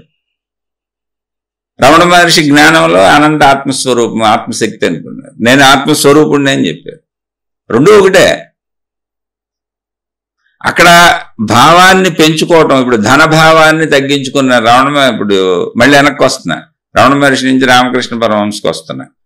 ఎవరు కన్ఫ్యూజ్ అవ్వకండి, చక్కగా నాకు గుర్తు వస్తుంది. గుర్తు వచ్చినప్పుడు మళ్ళీ వెనక్కి వచ్చి అవుతున్నా. రామకృష్ణ మీరు వీళ్ళందరూ మహాత్ములు పుట్టుకతో సాధకులు అనుకుంటున్నారు, కాదు, మనలాంటి మనుషులే సాధన చేసి మహాత్ములు అయ్యారు. ఆ సాధనలు తెలుసుకోవాలి. మనలాగే జీవించారు, కానీ సాధన చేశారు. ఆయనకి డబ్బులు తెలుసు, డబ్బులు అవసరం ఉంది ఆయనకి. డబ్బులు లేకుండా ఎలా బతుకుతుంది? భక్తులందరూ, అసలు రామకృష్ణ పరమహంస జీవితం ఎలా గడిచిందో తెలుసా? భక్తులందరూ వచ్చి, అక్కడ వచ్చిన వాళ్ళందరూ, చూసిన వాళ్ళందరూ ఆయన మంచోడు అనుకొని, అక్కడ ఏదో ఏర్పాటు చేసేవాళ్ళు ఎవరో ఉంటారు కదా, వాళ్ళందరికీ తలొక పావలా, తలొక ₹10, తలొక రూపాయి ఇస్తే ఆ రోజుల్లో, దాంతో ఏదో వచ్చిన శిష్యులకి అక్కడ ఉన్న వాళ్ళకి అన్ని వండిపెట్టి శారదామాత అన్ని చేసేవాళ్ళు. వచ్చిన వాళ్ళే శిష్యులు ఎంత ఉండేవాళ్ళు, శారదామాత గారు ఉండేవారు. ఆ వండిందే శిష్యులు, ఆయన అక్కడ ఉన్నవాళ్ళు తినేవాళ్ళు. ఆయనతో కలిసి కొంతమంది శిష్యులు కూడా ఉండిపోయేవాళ్ళు, వాళ్ళకి సాధనలు నేర్పేవాళ్ళు. అలా బయట నుంచి చూడడానికి వచ్చినటువంటి భక్తుల ధనంతోనే ఆయన జీవితం గడిచింది చివరి రోజు వరకు. ధనం ఆయనకి ఎందుకు తెలీదు? కానీ నాకు ధనకాంక్ష లేదు, నాకు అక్కర్లా, నేను ముట్టుకొని నాకు ఇవ్వద్దు, అసలు ధనం ఆయన తీసుకునేవాళ్ళు కాదు. ఇప్పుడు ధనం మనం తీసుకుంటున్నాం అనుకో, ధనం మీద ఆధారపడుతున్నాం అనుకో, ఇప్పుడున్న సంస్థలు ఇవన్నీ చూడండి, డబ్బులు ఎక్కి వచ్చిన వాడిని దగ్గర కూర్చోబెట్టుకుంటారు, గంటలు మాట్లాడతారు, ఆడికి సన్మానాలు చేస్తారు, ఆడికి బిరుదులు ఇస్తారు. ఇప్పుడు అసలు ఆ గురువు డబ్బులు ఎక్కువ ఇచ్చినోడు ఏం చెబుతాడు? రీసెంట్గానే ఒక పెద్ద గురువు ఆయనకి 400 కోట్లు ఇచ్చారు. అందుకని వాళ్ళ ఇంటికి వెళ్ళి వాళ్ళ ఇంట్లో కూర్చొని ఆ కుటుంబ సభ్యులకు మాత్రమే ఉపన్యాసం చెప్పి వాళ్ళ ఇంట్లో గడిపొచ్చాడు ఆయన. అదే మామూలు వాళ్ళు ఆయన దగ్గరికి వెళ్ళాలంటే వల్ల కాదు. అన్ని టికెట్లు లక్షలు లక్షలు లక్షలు, ఎవరు కోట్లు ఇస్తారో ఆ కోట్లు ఇచ్చిన వాళ్ళ దగ్గరికి ఆయనే వెళ్తాడు. లేదు నువ్వు ఆయన చూడాలనుకో, ఆయనకి పెద్ద ఫాలోయింగ్ ఉంది, అన్ని దేశాల్లో ఉంది, కోట్లు కోట్లు బ్రహ్మాండంగా ఉంటారు. నువ్వు అటు ఫీజులు కట్టి వెనక నుంచొని చూడాలి అంతే. ఇప్పుడు 1000 కోట్లు ఇస్తావో చెప్పు, నీ ఇంటికి వచ్చి నెల ఉంటాడు ఆయన. ఎందుకనంటే ఏదో 1000 కోట్లతో ఆయన పనులు పెట్టుకున్నాడు. ఎందుకు 1000 కోట్లు ఆయన ఏం చేసుకుంటాడు? పనులు పెట్టుకున్నాడు, సంస్థ నేను ఏదో చెయ్యాలి. అక్కడ రామకృష్ణ పరమహంస అసలు డబ్బునే ముట్టుకోనని చెప్పారు. అతి పేదరికంలో గడిపారు. ఎందుకంటే డబ్బు నాకు అక్కడ నేను ముట్టుకొని నువ్వు ఇచ్చిన కీర్తి, కామము, కనకము, ఈ 3 నాకు వద్దు. ఈ 3 ఉన్నోళ్ళు జ్ఞానాన్ని పొందలేరు, భగవంతుడిని అర్థం చేసుకోలేరు. భగవంతుడు అంటారు కానీ దాన్ని పొందలేరు. ఇప్పుడు అదే మనం ఉన్న కన్ఫ్యూజనల్ స్టేట్ అది. ఇప్పుడు మన సోదరు ఇప్పుడు మనం ఏం చేయాలి, ఇప్పుడు ఏంటి అసలు మనం ఎలా జీవించాలి, మన రోల్ ప్లే ఏంటి ఇక్కడ అన్నప్పుడు, రోల్ ప్లే రామకృష్ణ పరమహంసది ఎలా ఉంది మీరు నిర్ణయించుకోండి. ఇంకా కీర్తి, కామము, కనకము అనేటువంటి భావనలు లోపలుండి అవన్నీ కావాలి అనే భావనలు ఉన్నప్పుడు నువ్వు ఆ రోల్ ప్లేలో రామకృష్ణ పరమహంసలాగా ఉండలేవు. ఉండాలి అంటే అవి వదిలేయాలి. వదిలేయాలంటే ఆయన డబ్బును పూర్తిగా వదిలేయాలి. డబ్బులు ఎవరో ఇచ్చేవాళ్ళు, వాటి మీదే బతికారు ఆయన. కానీ ఆయనకి డబ్బు చేస్తలేదు, ఎవరికో ఇచ్చేవాళ్ళు, ఆయనకి ఎంత వండి పెట్టేవాళ్ళు అంతే. ఆ టైంకి వాళ్ళు ఏం పెడితే అవి చాలు, దానికి ఆరోగ్యానికి సరిపోను. అలానే మరి ఆయన వండి పెట్టినవన్నీ ఆయనకి సరిపడేవి కాదు. శారదామాత వండితేనే ఆయనకి సరిపోయేది. అనారోగ్యాలు బోళ్ళు వచ్చాయి, ఆయనకి బాధపడేవాళ్ళు, అన్నీ సరిపడేవి కాదు. అందుకని ఆ సరిపడేదేదో వండి పెట్టుకుని ఆ చిరిగిపోయిన బట్టలతో ఆ పాత ఇంట్లో ఆ పూరిపాకల్లో గడిపారు. నేను విమానాల్లో తిరగాలి, 1000 ఎకరాల్లో ఆశ్రమాలు కట్టాలి, అసలు నా కాస్ట్యూమ్ డిజైనింగే పెద్ద డిజైనర్లు ఉంటారు, నా మేకప్ సెట్ ఇవన్నీ, నేను ఒకసారి అలా బయటికి రావాలి, ఒక స్టేజ్ మీద నేను కనపడాలంటే ఇప్పుడు ఒక 20-30 లక్షలు నాకు మేకప్కి కానీ డ్రెస్కి కానీ ఖర్చు అవుద్ది. నేను స్టేజీ ఎక్కాలంటే ఆ స్టేజీకి ఒక 20-30 లక్షలు ఖర్చు అవుద్ది. అంత ఎపీరియన్స్, అంత లైటింగ్, అంటే మంచి ఇంగ్లీష్ సినిమా ఎలా తీస్తారో అలా ఉండాలి అంటే వాళ్ళకి కోట్లు కావాలి. కానీ వాళ్ళెవరో ఇలా జీవన్ముక్త స్థితిని పొందినట్టు మాట్లాడతారు, పొందినోళ్ళు కాదు. ఎందుకంటే పొందినోడు అలా ఉండడు అసలు, అది ప్రాబ్లం. ఎందుకని లేనతలో ఉంటాడు, వాడికి దుమ్మైనా ఒకటే, ధూళైనా ఒకటే, మట్టి అయినా ఒకటే, ఏదైనా ఒకటే, ఇంకా ఆయనకు పట్టించుకోడు. అది రామకృష్ణ పరమహంస. దానికి ఆయనకి డబ్బుకు విలువ తెలియదు. ఆయన తెలుసు, అన్నీ తెలుసండి బాబు, డబ్బు తెలుసు, ఆడవాళ్ళు తెలుసు, మగవాళ్ళు తెలుసు, సమస్తం తెలుసు ఆయనకి. కానీ సాధన చేసుకున్నారేంటో తెలుసా? ఆయన చెప్పారు ఆయనే, నేను డబ్బు మీద మమకారం పోవడానికి, ఎందుకంటే డబ్బు లేకుండా బతకలేమని నాకు తెలుసుగా. ఇప్పుడు మీరు అందరూ తలా 10 రూపాయలు పావలా ఎవరికో అక్కడ ఇస్తున్నారు, చూసేవాళ్ళకి, వాళ్ళు వండి పెడుతున్నారు నాకు. మరి నేను బతుకుతుంది డబ్బు మీదగా, ఆ విషయం నాకు తెలుసుగా. కానీ డబ్బు మీద నేను బతుకుతున్నాననే భావాన్ని పెంచుకుంటే దేవుడి మీద నేను బతుకుతున్నాననే భావం తగ్గిపోతుంది. కాబట్టి డబ్బు నేను అసలు జాస్తి తీసుకోను. ఇచ్చినోళ్ళు ఇవ్వండి, లేనోళ్ళు లేదా, ఏదైతే అదే, ఎవరిచ్చినా దేవుడు ఇచ్చిందే అనుకుంటా నేను. అందుకని ఎవరిచ్చారో నాకు చెప్పకండి, నా చేతిలో పెట్టకండి తెచ్చి. ఆ గుర్తింపు నేను ఇప్పుడు క్రియేట్ చేసుకోను. అందుకని నేను అసలు డబ్బు ముట్టుకోను. నచ్చిన వాళ్ళు అక్కడ ఎవరైనా మెయింటైన్ చేసేవాళ్ళకి ఇవ్వండి అంతే, నేను ముట్టుకోను. ఆ భావాన్ని పెంచుకోవడానికి ఆయన ఏం చేశారు, ఒక చేతిలో డబ్బులు పెట్టుకొని ఇంకో చేతిలో మట్టి పెట్టుకున్నారు, మట్టి గడ్డలు పెట్టుకొని మట్టి డబ్బులు ఒకటే, మట్టి డబ్బులు ఒకటే, మట్టి డబ్బులు ఒకటే, మట్టి డబ్బులు ఒకటే అని కొన్ని సంవత్సరాల పాటు తన మనసు అంగీకరించే వరకు సాధన చేశారు. అంటే అలా సాధన చేస్తే కూర్చున్నారని కాదు, అలా మళ్ళీ ధనభావం వచ్చినప్పుడల్లా మట్టి తెచ్చుకొని సాధన చేసుకున్నారు. ఎప్పుడూ ధనభావం కలుగుతూ ఉంటుంది, ఇప్పుడు డబ్బులు లేకపోతే ఎలా బతుకుతాం అనిపిస్తుంది. అలా అనిపించినప్పుడల్లా లేదు దేవుడు లేకపోతే ఎలా బతుకుతాం అనుకోవాలి తప్ప, దేవుడు సమకూరుస్తాడు అనుకోవాలి తప్ప, జగన్మాత అన్ని ఇస్తుంది అనుకోవాలి తప్ప, కష్టమైన నష్టమైన ఇప్పుడు ఆకలికి దొరకలేదు ఈరోజు జగన్మాత పస్తుంచింది అనుకోవాలి తప్ప, ఇదేంటి నేను ఎలా అనుకుంటున్నాను అలా అనుకోకూడదు నేను అని డబ్బును ఒక చేతిలో పెట్టుకొని మట్టిని ఒక చేతిలో పెట్టుకొని సాధన చేసుకుని వాళ్ళు సాధకులు. అంటే సాధన అంటే ఇది మనం చేసినా కూడా సాధన ఇలా ఉంటుంది. అందుకని what is our role play? ఇప్పుడు ఈ ప్రపంచంలో మన రోల్ ప్లే ఏంటంటే రామకృష్ణ పరమహంసలాగా సాధన చేసుకోగలిగితే అదే రోల్ ప్లే. సాధన చేయలేము మనం ఒట్టొట్టు పై మాటల స్టోరీలు చెప్పుకుందాం. ఇప్పుడు నేను మీకు చెబుతున్నాను నేనేం సాధన చేయలేదు, ఇది నా రోల్ ప్లే. నేను రామకృష్ణ పరమహంసలా ఇంకా 1000 జన్మలు ఎత్తిన అవ్వలేను. నాకు చిన్న జలుబు వచ్చినా తలనొప్పి వచ్చినా చిన్న గ్యాస్ వచ్చినా అన్నిటికీ ఇబ్బంది పడిపోతాను, బాధపడిపోతాను. నా ప్రయత్నాలు నేను చేసుకుంటాను, నా కుటుంబం ఉంది, నా భార్య ఉంది, నా పిల్లలు ఉన్నారు. ఎవరు ఏ బాధపడిపోయినా నేను తల్లడిల్లిపోతాను, నాకు నిద్ర పట్టదు. అలా తల్లడిల్లిపోయినప్పుడు అసలు నిద్ర పట్టక నానా బాధలు పడిపోయి నిద్రపోవడానికి టాబ్లెట్లు కూడా వేసుకుంటాను. అంత ఎత్తు సమస్యలు కూడా మా ఇంట్లో ఉన్నాయి. నేను అసలు మొత్తం చిన్నతనం నుంచి సమస్యలతోనే పెరిగాను, సమస్యల్లోనే పెరిగాను. నాకు చిన్నతనంలో 5-6 ఏళ్ల వయసులో నా తల్లి చనిపోయింది. ఆవిడ ఎలా ఉంటుందో కూడా నాకు పూర్తిగా తెలియదు. అసలు అన్ని ప్రాబ్లమ్స్లోనే పెరిగాను. నాకు భయాలు ఉన్నాయి, బాధలు ఉన్నాయి, అన్నీ ఉన్నాయి. ఇది నా రోల్ ప్లే. ఏదో అందులో ఇంతవరకు నేర్చుకున్నాను. ఇలా మీకు చెప్పటం వచ్చింది, వాచా వేదాంతం వచ్చింది నాకు. నేను సాధకుడిని కాదు నేను. ఎందుకంటే నాకు డబ్బు అవసరం, డబ్బు లేకపోతే నేను బతకలేను.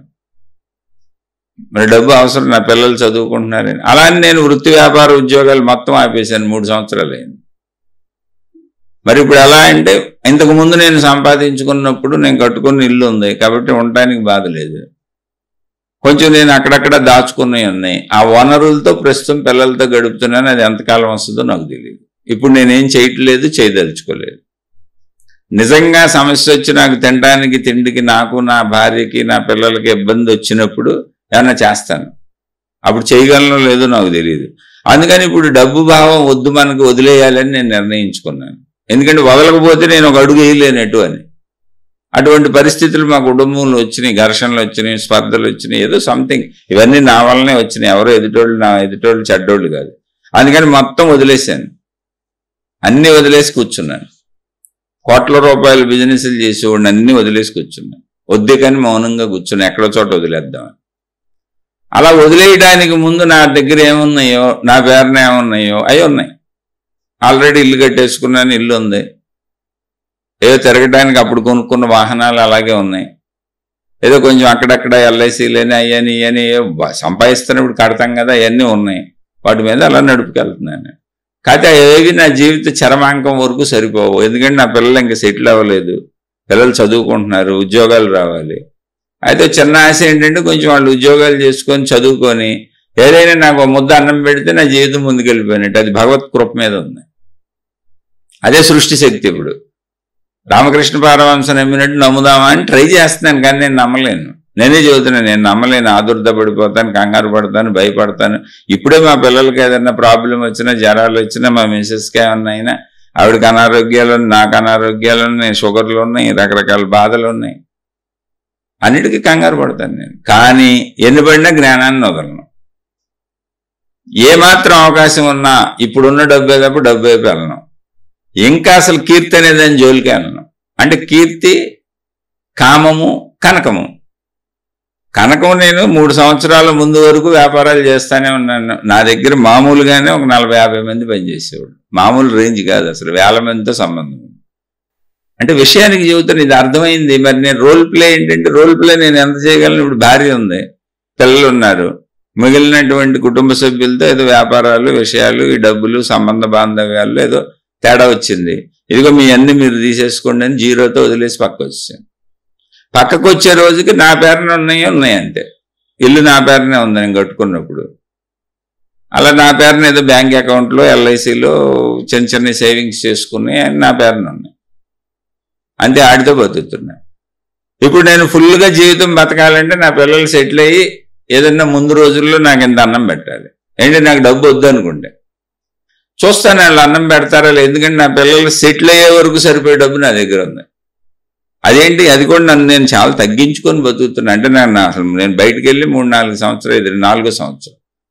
జస్ట్ ఏదో ఇంట్లో ఇంత వండుకు తింటాం తప్ప మాకు ఏ ఇబ్బంది లేదు, ఏ అవసరత లేదు, పిల్లలు చదువులకి అంతే. కాబట్టి వాళ్ళు చదువుకొని ఇంత అన్నం పెడతాంలే నాన్న నీకు అన్నారు. 2 పిల్లలు, ఒక అమ్మాయి ఒక అబ్బాయి.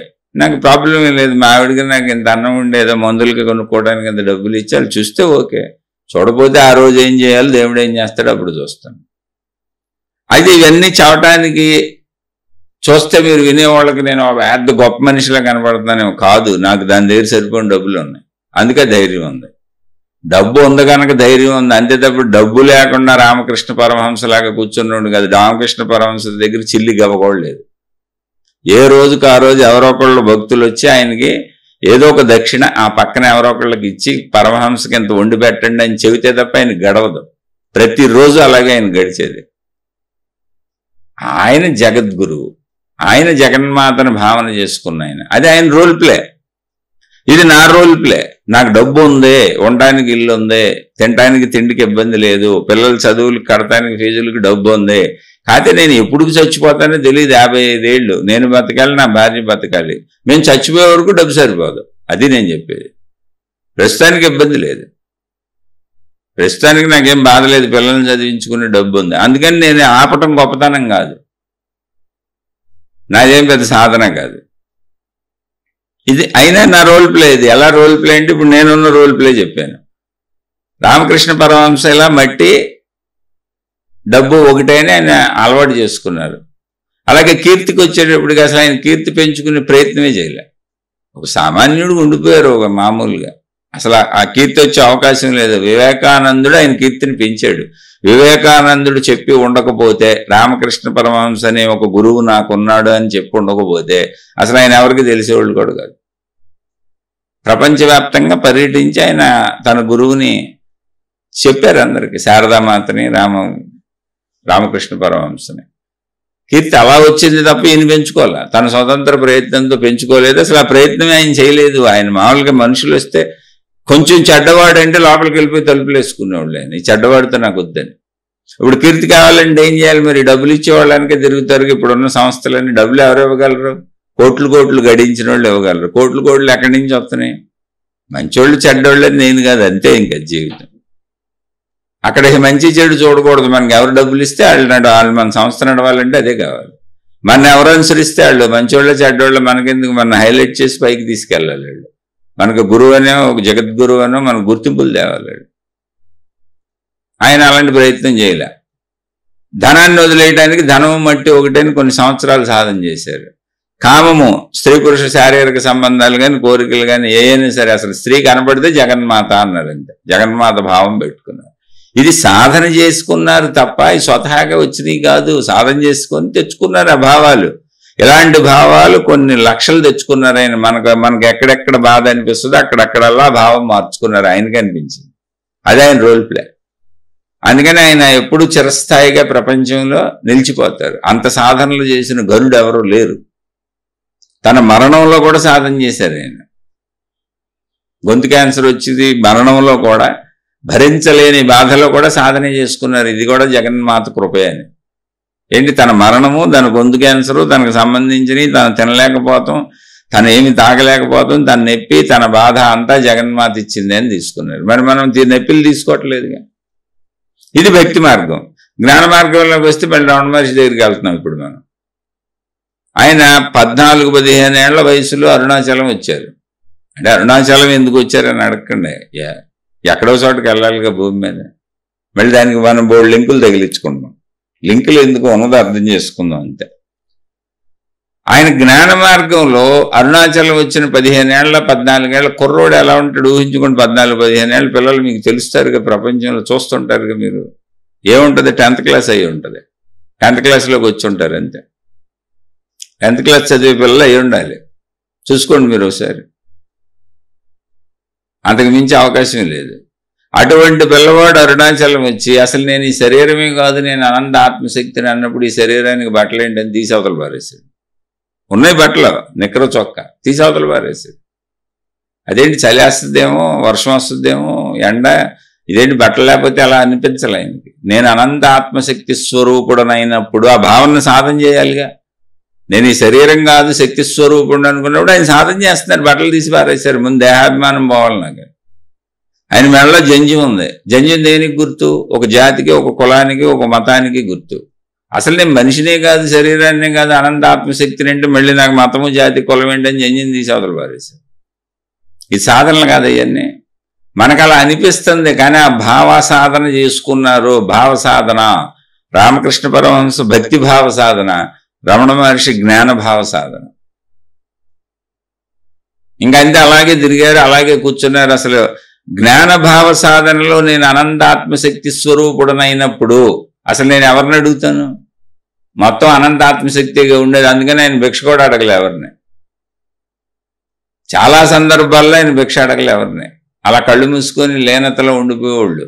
చాలామంది వచ్చి ఆయన్ని మేల్కొల్పి ఆయన్ని తట్టి లేపి బాల సన్యాసిని పిలిచేవాళ్ళు. ఆయనకి స్పృహ కూడా తక్కువ ఉండేది. తక్కువ ఉండటం అంటే ఏంటి? తెలియకపోవటం కాదు, అనంత ఆత్మశక్తిలో లీనమైపోయి శరీర భావాన్ని వదిలేసుకుంటున్నారు. అందుకని తట్టి లేపి కుదిపి శరీర భావంలోకి తెచ్చి ఆయనకి ఇంత అన్నం తినిపించారు. ఎవరు వాళ్ళు ఎందుకు తినిపించారో మనకేం తెలుసు. ఎందుకని అది ఆయన నమ్మకం. అనంతాత్మశక్తి భావన, అది నేను ఉండాలనుకుంటే బతికేస్తుంది, లేకపోతే చంపేస్తుంది. ఓకే, చచ్చిపోయినా ఓకే, బతికినా ఓకే. అది ఆయన సాధన. కానీ బతికించబడ్డారు. ఎవరో లేపి పెట్టారు. ఏం పెట్టారో కూడా చూడలే ఆయన. అలా అన్నం లేక ఆయన శ్రోదెప్పి పడిపోయిన సందర్భాలు కోకొల్లలు ఉన్నాయి. ఒక 14-15 సంవత్సరాలు సుదీర్ఘ పర్యంతం నోటి మాట లేదు, అలాగే ఉన్నది. ఎవరితో మాట్లాడలేదు. మౌనస్వామిని పిలిచేవాళ్ళే. బాల సన్యాసిని, మౌనస్వామిని రకరకాలుగా పిలిచేవాడు. కానీ కదిపి కుదిపి పెట్టేవాళ్ళు ఆయన.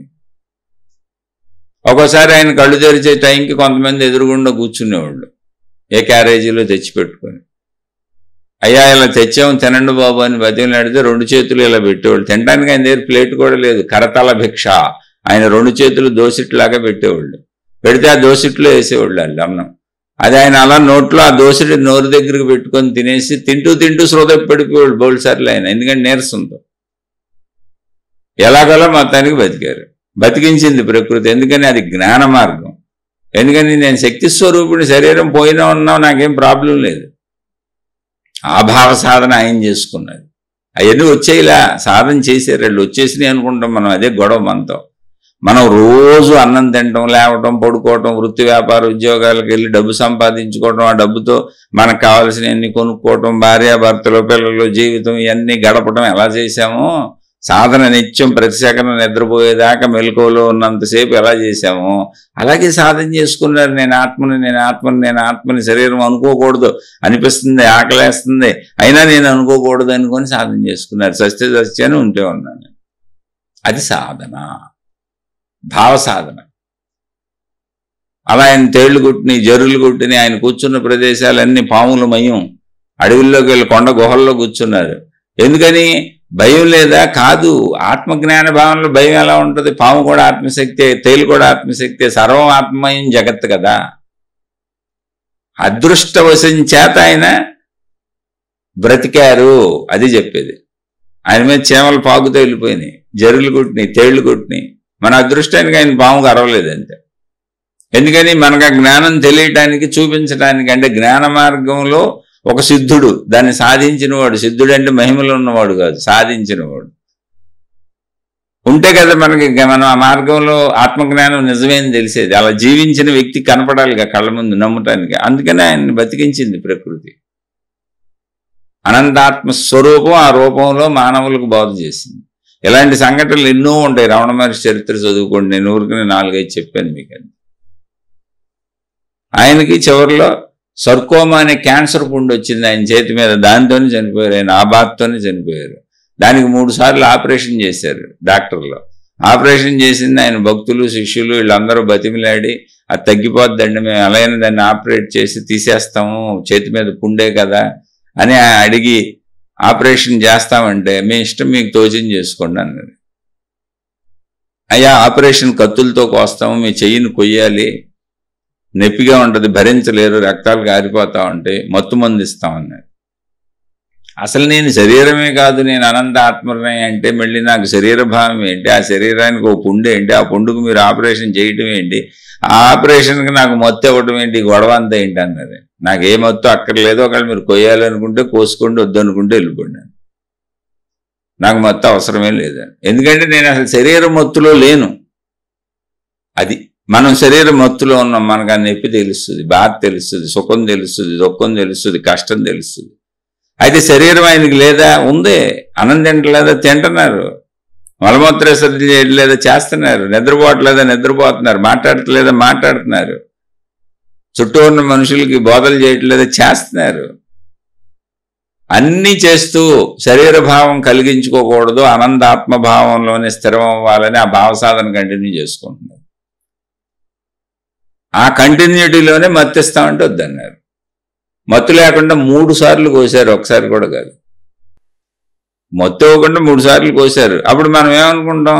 ఆయనకి తెలిసి ఉండకపోవచ్చు బహుశా, ఆ నొప్పి లేదేమో, నొప్పి లేకపోతే మనమైనా ఊహించుకుంటాం. ఆత్మజ్ఞానం వచ్చేసి, సిద్ధులు వచ్చేసి, మహిమలు వచ్చేసి, శక్తులు వచ్చేస్తే వాళ్ళకి ఏ బాధలో ఉండవని మనం అనుకుంటాం. కాదు నాయన, అలా ఏం జరగదు ఇక్కడ. అలాంటివి ఉండవు. అలా ఎవరన్నా చెబితే వాళ్ళు నిన్ను బురుడి కొట్టేస్తున్నారు అంతే. మాయలు మహిమలు ఎవరు చెబుతున్నారు? వాళ్ళంతా నిన్ను మోసం చేస్తున్నారు. మరి మాయలు మహిమలు ఇన్ని చెబుతున్నారు కదా, మళ్ళీ మీ దగ్గర ఎందుకు చిల్లర డబ్బులు తీసుకుంటున్నారు? మీ సేవలు ఎందుకు? అన్నీ చెప్పి డబ్బులు అడుగుతారేంటి? ఆఖరిలో మాయలతో డబ్బులు కూడా తెచ్చుకోవచ్చుగా, మహిమలతో డబ్బులు కూడా తెచ్చుకోవచ్చుగా. దేవుళ్ళు మాతో మాట్లాడుతున్నారు, దేవుళ్ళు మాకు కబుర్లు చెబుతున్నారు, దేవుడు చెప్పినయే మీకు చెబుతున్నాం, దైవ వాక్కులే మీకు వినిపించేదంటే ఆ దేవుడిని అడిగి డబ్బులు తీసుకోమను. దేవుడి కంటే ఎక్కువ డబ్బులు ఇవ్వగలమా? మనం ఇచ్చేదంటే చిల్లరేగా 5-10. దేవుడిని ఇచ్చేమని వాళ్ళకి అవసరమైన డబ్బులు అన్నీ దైవ ప్రచారాలే వాళ్ళు చేసేవి. అలా అది లేదు, అక్కడ మహిమ పనిచేయదు. నిన్ను బురుడి కొట్టించడానికి పనికి వచ్చే మహిమ ఇదే అనడానికి ఎంతకంటే ఆధారం ఏంటి? డబ్బులు ఇవ్వడు దేవుడు, కానీ నీ కష్టాలు తీర్చే సమాధానం వాళ్ళ చెవిలో చెబుతాడు, నీ చెవిలో చెప్పడు. డబ్బులు ఇవ్వడు, అన్నం ఇవ్వడు, ఏమి ఇవ్వడు దేవుడు. వాళ్ళకే అవన్నీ మనమే ఇవ్వాలి, మనుషులు ఇవ్వాలి. మనం అంటే మనుషులు ఇవ్వాలి, దక్షిణ రూపంలో, డొనేషన్ల రూపంలో, సేవ రూపంలో అన్ని మనుషులు చేసి పెట్టాలి. కానీ దేవుడు మాత్రం వాళ్ళతో తిరుగుతూ ఉంటాడు, వాళ్ళకి కనపడతా ఉంటాడు, వాళ్ళతో మాట్లాడుతూ ఉంటాడు. వాళ్ళకేమి ఇవ్వడం, కానీ మళ్ళీ మొత్తం మహిమలు మాయలు మనకిస్తాడు. నువ్వు వాళ్ళకి 10 రూపాయలు ఇస్తే దేవుడు నీకు 1000 రూపాయలు ఇస్తాడు. ఇదొక అద్భుతం. నువ్వు ఇప్పుడు వాళ్ళకి 10 రూపాయలు ఇచ్చి ఎవరికి దేవుడు మాట్లాడే వాళ్ళకి నువ్వు 10 రూపాయలు, 100 రూపాయలు, 1000 రూపాయలు, 1,00,000 రూపాయలు, 1 కోటి రూపాయలు ఇచ్చావనుకో, దానికి తిరిగి నీకు 100 రెట్లు, 1000 రెట్లు, 10 రెట్లు అట్లా ఒక్కొక్కళ్ళు ఒకటి పెట్టారు జాక్పాట్. నీకిస్తాడు, వాళ్ళకివ్వడు. అదేం చిత్రమో మరి. వాళ్ళతో మాట్లాడతాడు దేవుడు, వాళ్ళకి చెబుతాడు అన్నీ, వాళ్ళతోనే ఉంటాడు, వాళ్ళకి కనపడతాడు, మాకు కనపడతాడు. మేము దైవ ప్రతినిధులు, దైవ దూతలమైన తిరుగుతున్నారు, మతాలు బుధానేసుకు తిరుగుతున్నారు, ప్రార్థనాలయాలు బుధానేసుకు తిరుగుతున్నారు, నిర్మిస్తున్నారు. దేవుడు మొత్తం మా మీదే ఉన్నాడు, మాతోనే ఉన్నాడు అని వాళ్లే దైవ స్వరూపులైపోయి దైవ ప్రతినిధులుగా దైవానికి బదులుగా పూజలు అందుకుంటున్నారు. కానీ దేవుడు వాళ్ళకి డబ్బులు ఇవ్వడు. వాళ్ళకి డబ్బులు ఇచ్చిన వాడికి దేవుడు డబ్బులు ఇస్తాడు. వాళ్ళకి సేవలు చేసిన వాడికి దేవుడు సేవలు చేసి వాళ్ళ కష్టాలు తీరుస్తాడు. వాళ్ళు చెప్పినట్టు వినేవాళ్ళకి దేవుడు మళ్ళీ వీళ్ళ అమ్మాయిలకి పెళ్లిళ్ళు చేసి వీళ్ళకి ఉద్యోగాలు ఇప్పించి వీళ్ళకి కష్టాలు తీసి వీళ్ళకి కాపలా కారుస్తాడు. వాళ్ళకి మాత్రం ఏం చేయడు. ఇది అర్థమైతే మీకు మాయలు మహిమలు ఉన్నాయో లేవో, అసలు దేవుడు వాళ్ళకి కనపడుతున్నాడో లేదో సత్యం మీకే అర్థమైపోతుంది. కానీ మీరు అర్థం చేసుకోరు. ఎందుకని? మీకు కోరికలు ఉన్నాయి. మీకు ఈ గొడవ అంతా ఎందుకు? అసలు మీకు ఎవడో ఒకడో మీ కష్టాలు తీర్చేవాడు కావాలి. 10 రూపాయలు ఇస్తే 1000 రూపాయలు ఇస్తానండి, పోతే 10 కదా, వస్తే 1000 వస్తుంది. అంతే, జాక్ పట్కాయ రజకాయ. అలాగే మా కష్టాలు పోతాయి, మా బాధలు పోతాయి, మా కన్నీళ్లు పోతాయి, ఏదో ఒకటి మొత్తానికి ఏముంది, మాకు పోయిందేముంది. ఆయనకి వెళ్ళో నమస్కారం పెట్టి అక్కడ 2 రోజులు తుడిసి వాళ్ళు చెప్పిన పనులు చేస్తే మన ఇంటికి వచ్చేయచ్చుకోమండి. అయితే మన కోరిక తీరుద్ది, లేకపోతే పోయింది, నష్టమే ఉంది మనకి. ఏదో మనం పెట్టే పెట్టుబడి తక్కువేగా. అందుకని కోరికల భక్తులు, ఆశల భక్తులకి ఆలోచన ఉండదు. అదేంటి, దేవుడు వాళ్ళతో ఉంటే దేవుడు అన్ని వాళ్ళకి కథ చేయాలి. వాళ్ళ మన దగ్గర డబ్బులు తీసుకొని మన సేవలు చేసుకొని మనతో అన్ని చేయించుకొని తిరిగి మళ్ళీ దేవుడు మనకు చేయటం ఏంటి, వాళ్ళకి చేయకుండా అనే ఆలోచన రాదేంటి? ఇప్పుడు దేవుడు చేసేవాడైతే ముందు వాళ్ళకే చేయాలి కదా. గురువులు మహాత్ములు ఎవరున్నారు వాళ్ళకే చేయాలి. వాళ్ళు ఎందుకు డొనేషన్లు తీసుకుంటున్నారు, డబ్బులు తీసుకుంటున్నారు, ఎంతమంది వాలంటీర్స్ని సేవలని అయ్యని చేయించుకుంటున్నారు. దేవుడు వాళ్ళ దగ్గర ఉన్నది నిజమైతే దేవుడే వాళ్ళకి చేయాలి కదా. మనం వాళ్ళకి చేయటం ఏంటి, మనం డబ్బులు ఇవ్వటం ఏంటి, మనం సేవలు చేయటం ఏంటి, దేవుడు మనకు చేయటం ఏంటి? మళ్ళీ వాళ్ళు ఏం చెబుతున్నారు, నువ్వు రూపాయి ఇస్తే 10 కాయరాజకాయ. ఇంకో ఆయన ఏమంటాడు, ఈయన రూపాయి ఇస్తే 10 అన్నాడని, ఇంకో ఆయన రూపాయి ఇస్తే 100 అంటాడు. ఆయన 100 అన్నాడని ఇంకొకళ్ళు వచ్చి 1000 అంటారు. ఎంత కాయరాజకాయ. ఇంక పేకాట తంతులాగా ఉందా, ఏమన్నా ఉందా? ఇది ఎవరికి తెలుస్తుంది? జ్ఞానంతో ఆలోచించి కోరికలు లేనివాడికి తెలుస్తుంది. కోరికలు లేని వాళ్ళు ఎవరు చచ్చారు అసలు? ఇక్కడ కోరికల కోసమే వెళ్ళేది. కోరికలు లేకపోవటం కాదు, నాకు కోరికలు ఉన్నాయి, కానీ విచక్షణ జ్ఞానం ఉండాలి కోరికతో పాటు. అదేంటి, నేను వాళ్ళకి 10 రూపాయలు ఇవ్వటం ఏంటి, దేవుడేమో వాళ్ళతో మాట్లాడటం ఏంటి, వాళ్ళకి దేవుడు 10 రూపాయలు కూడా ఇవ్వకపోవటం ఏంటి, వాళ్ళు నన్ను 10 రూపాయలు అడిగి తీసుకోవటం ఏంటి, వాళ్ళకి 10 రూపాయలు ఇచ్చినందుకు దేవుడు నాకు 100 రూపాయలు, 1000 రూపాయలు, 1,00,000 రూపాయలు, 1,00,00,000 రూపాయలు ఇవ్వటం ఏంటి అని ఒక్కసారి నువ్వు ప్రశ్న వేసుకుంటే నువ్వు జ్ఞాన మార్గంలోకి వెళ్ళిపోతావు. అంతే సింపుల్. దానికి నీకు వాళ్ళు ఎన్ని పురాణాలైనా చెప్పొచ్చు, ఎన్ని పుస్తకాలైనా రాయొచ్చు, ఎన్ని కథలైనా చెప్పొచ్చు, ఎవరి కర్మ వాళ్ళది. ఇది రోల్ ప్లే ఏంటంటే ఇది ఆలోచన విధానం. ఇప్పుడు మన రోల్ ప్లే ఏంటి అంటే ఎలా ఆలోచించుకుంటావు నీ ఇష్టం, నీ సాధనను బట్టి. ఇక్కడ రమణ మహర్షి ఆలోచన విధానం చెప్పాను, అది జ్ఞాన మార్గం. రామకృష్ణ పరమహంస ఆలోచన మార్గం చెప్పాను, అది భక్తి మార్గం. జగన్మాతనే మొత్తంగా చూసేశారు. భక్తి మార్గంలో ఆత్మజ్ఞానం లేదా, జ్ఞానం లేదంటే ఎందుకు లేదు? మొత్తం ఆత్మశక్తినే జగన్మాత అనుకున్నారు ఆయన. అదే స్వరూపాన్ని ఆత్మశక్తి అనుకున్నారు రమణ మహర్షి. రమణ మహర్షి దేవుడి పేరు ఎత్తలే, ఎందుకు ఎత్తలేదు? అరుణాచలేశ్వరుడు అని శివుడి గురించి చెప్పేవాడు. అరుణాచలేశ్వరుడు మీద పద్యాలు రాశారు ఆయన. శివపరమాత్మను పొగుడుతూ, అరుణాచలేశ్వరుడిని పొగుడుతూ, ఆ గిరి యొక్క గొప్పతనాలు చెబుతూ, దేవుళ్ళు గొప్పతనాలు చెబుతూ ఎన్నో చెప్పారు, ఎన్నో రాశారు ఆయన. కానీ ఆ దేవుడు ఆయనకి అనంత ఆత్మశక్తి స్వరూపుడు. అక్కడ దేవుడు లేడు, ఆ దేవుడిని శక్తిగా మలుచుకున్నారు ఆయన. ఇక్కడ శక్తిని దేవతగా మలుచుకున్నారు ఆయన రామకృష్ణ పరమహంస. రెండు ఒకటే. నీ భావ సాధన.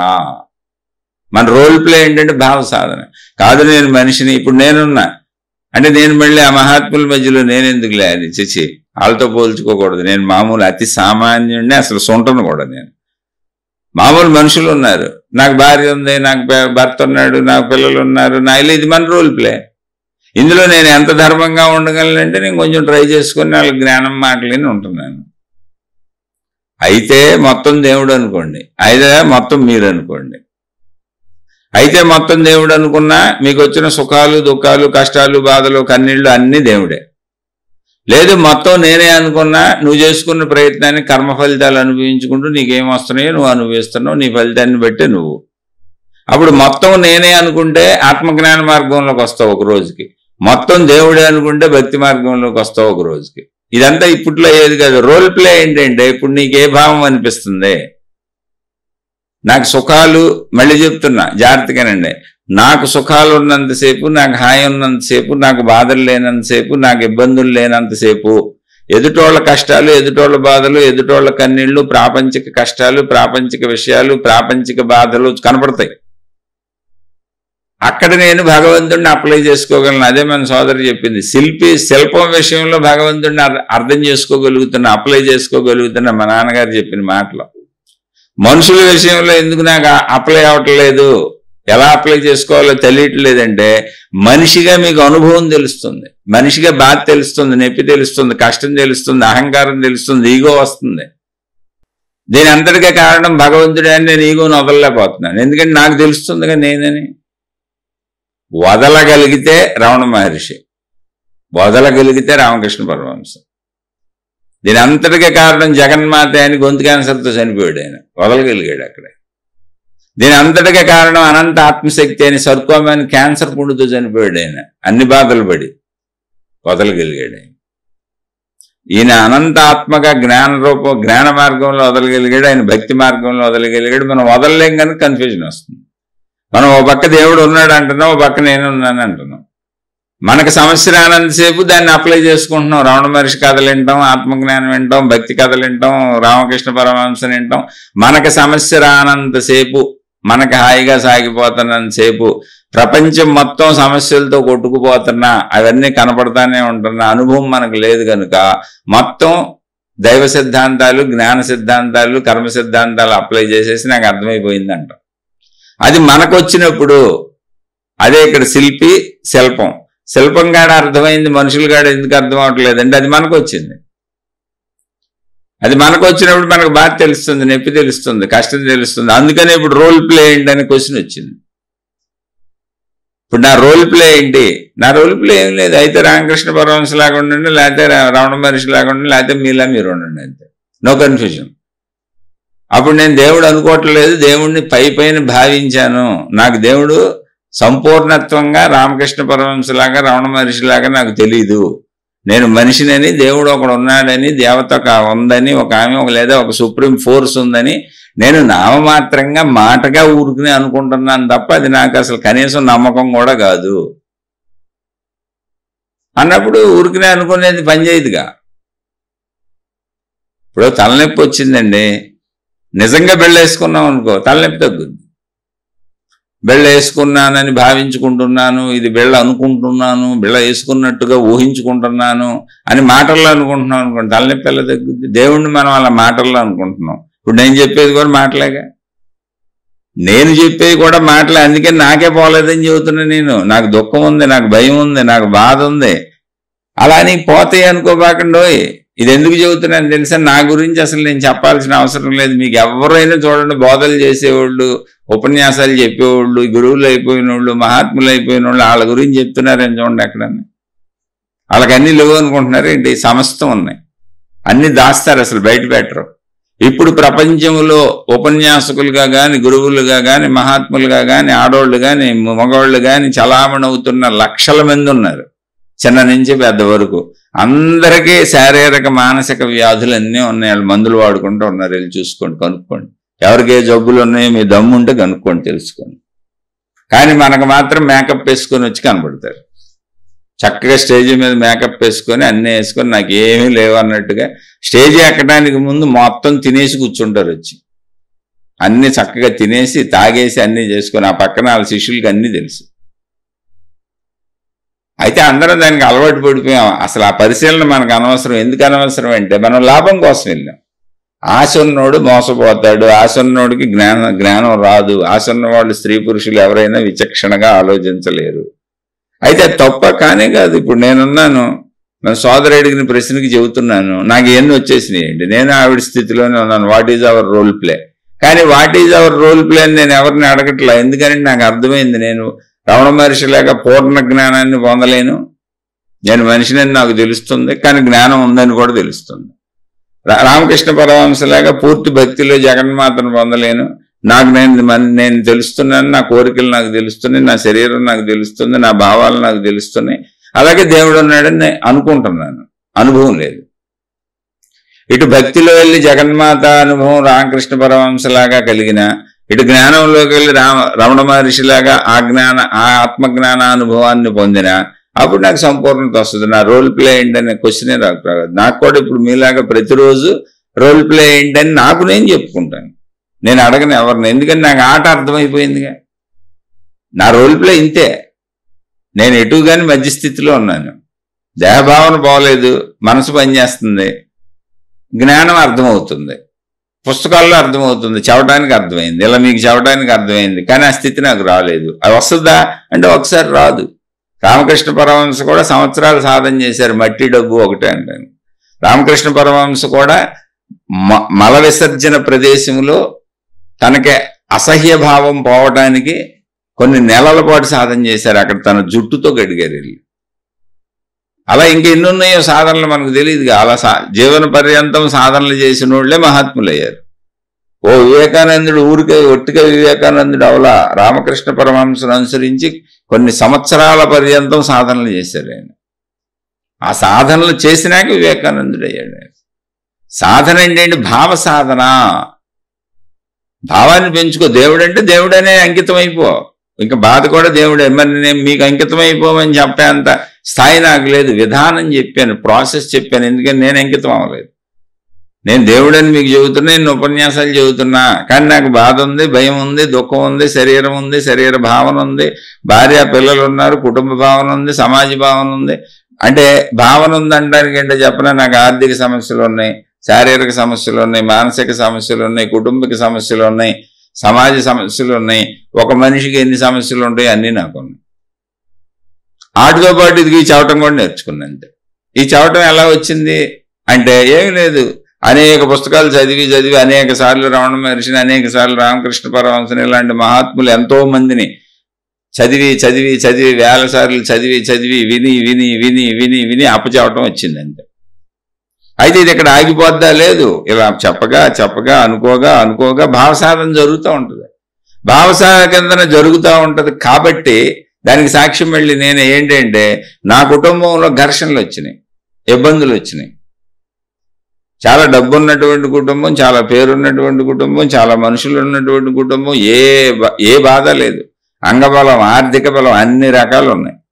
అటువంటి స్థితిలో వచ్చిన ఘర్షణలో చక్కగా అన్ని వదిలేశాను, మొత్తం వదిలేశాను. జీరోలోకి వచ్చిన ఓన్లీ డబ్బు అసలు వదిలేశాను మొత్తం. నాకు లేదు ఇప్పుడు ధన సంపాదన లేదు నాకు. ఇది 4వ సంవత్సరం. జీవితకాలం మౌనం అని పెట్టుకున్నాను. నా భార్య, నా 2 పిల్లలు, నేను తప్ప నాకు ఎవరు లేరు. నాకు అసలు ఏ అండదండ లేదు. ఇప్పుడు నేను ఏ హాస్పిటల్లోనే పడిపోతే నన్ను చూసే దిక్కు కూడా లేదు. నా భార్య పిల్లలకి ఏమన్నా వస్తే నేను పెరిగెత్తాను, కానీ నేనే హాస్పిటల్లోనే పడిపోతే నా కుటుంబం అయిపోయినట్టే, క్లోజ్ మా స్టోరీ. అయితే ఇదంతా దైవ నిర్ణయం. కూర్చున్నాను అంతే. కానీ ఆ భయం ఉంది, కూర్చున్నా. అయినా కూడా కూర్చున్నారు అలాగే, మరి అలాగే కూర్చోవాలని నిర్ణయించుకున్నా. ఆ విషయాలు మీకు తెలియజేస్తున్నా. కాబట్టి ఈ నిర్ణయాలు, ఈ ఒక సమస్య వచ్చినప్పుడు ఇలా మౌనం పెట్టుకుందాం, ఘర్షణలు వద్దు, వాదోపవాదాలు వద్దు, ఇవన్నీ వదిలేద్దాం, ఈ కీర్తి వద్దు, ఈ డబ్బు వద్దు, ఈ మనుషులు వద్దు, వద్దులే, ఇంకెక్కడికి ఆగిపోదాం, చాలులే అనే భావన ఎందుకు వచ్చింది అంటే, ఇదిగో ఇలాంటి వేల మందిని వినటం వలన, చదవటం వలన, తెలుసుకోవటం వలన, కొంచెం ఆ జ్ఞానానికి, కొంచెం ఈ భక్తికి ప్రయాణించటం వలన సత్యం కొద్దిగా అర్థమవుతున్నప్పుడు ఆచరిద్దామా, ఆచరించగలమా, ట్రై చేద్దామా అనే ప్రయత్నం పుట్టింది. ఆ ప్రయత్నం కూడా స్వతహాగా రాలా, సమస్యలు వచ్చినప్పుడు వచ్చింది. ఆ సమస్యల్లో దారి లేదు. దారి లేనప్పుడు ఏం చేయాలి? ప్రశాంతంగా ఏం చేయాలి? ఎవరిని బాధ పెట్టకుండా, ఎదుటోళ్ళని ఏమనకుండా, నన్ను నేను ఏమనుకోకుండా, ఎందుకు ఇదంతా మీదే, మీ గొడవ మీరు పడిన, మీరే తీసేసుకోండి, మీకు దండం, నాదేమీ లేదని పక్క తప్పుకుంటే అయిపోయింది కదా, మౌనంగా ఉంటే క్లోజ్ కదా అని మౌనానికి వచ్చాను. అలానే నా భార్య పిల్లల్ని వదలలేనుగా, మరి ఎవరో సెటిల్ అవ్వలేదు, ఏం చేయను. కాబట్టి మేము 4 ఉంటున్నాం అంతే.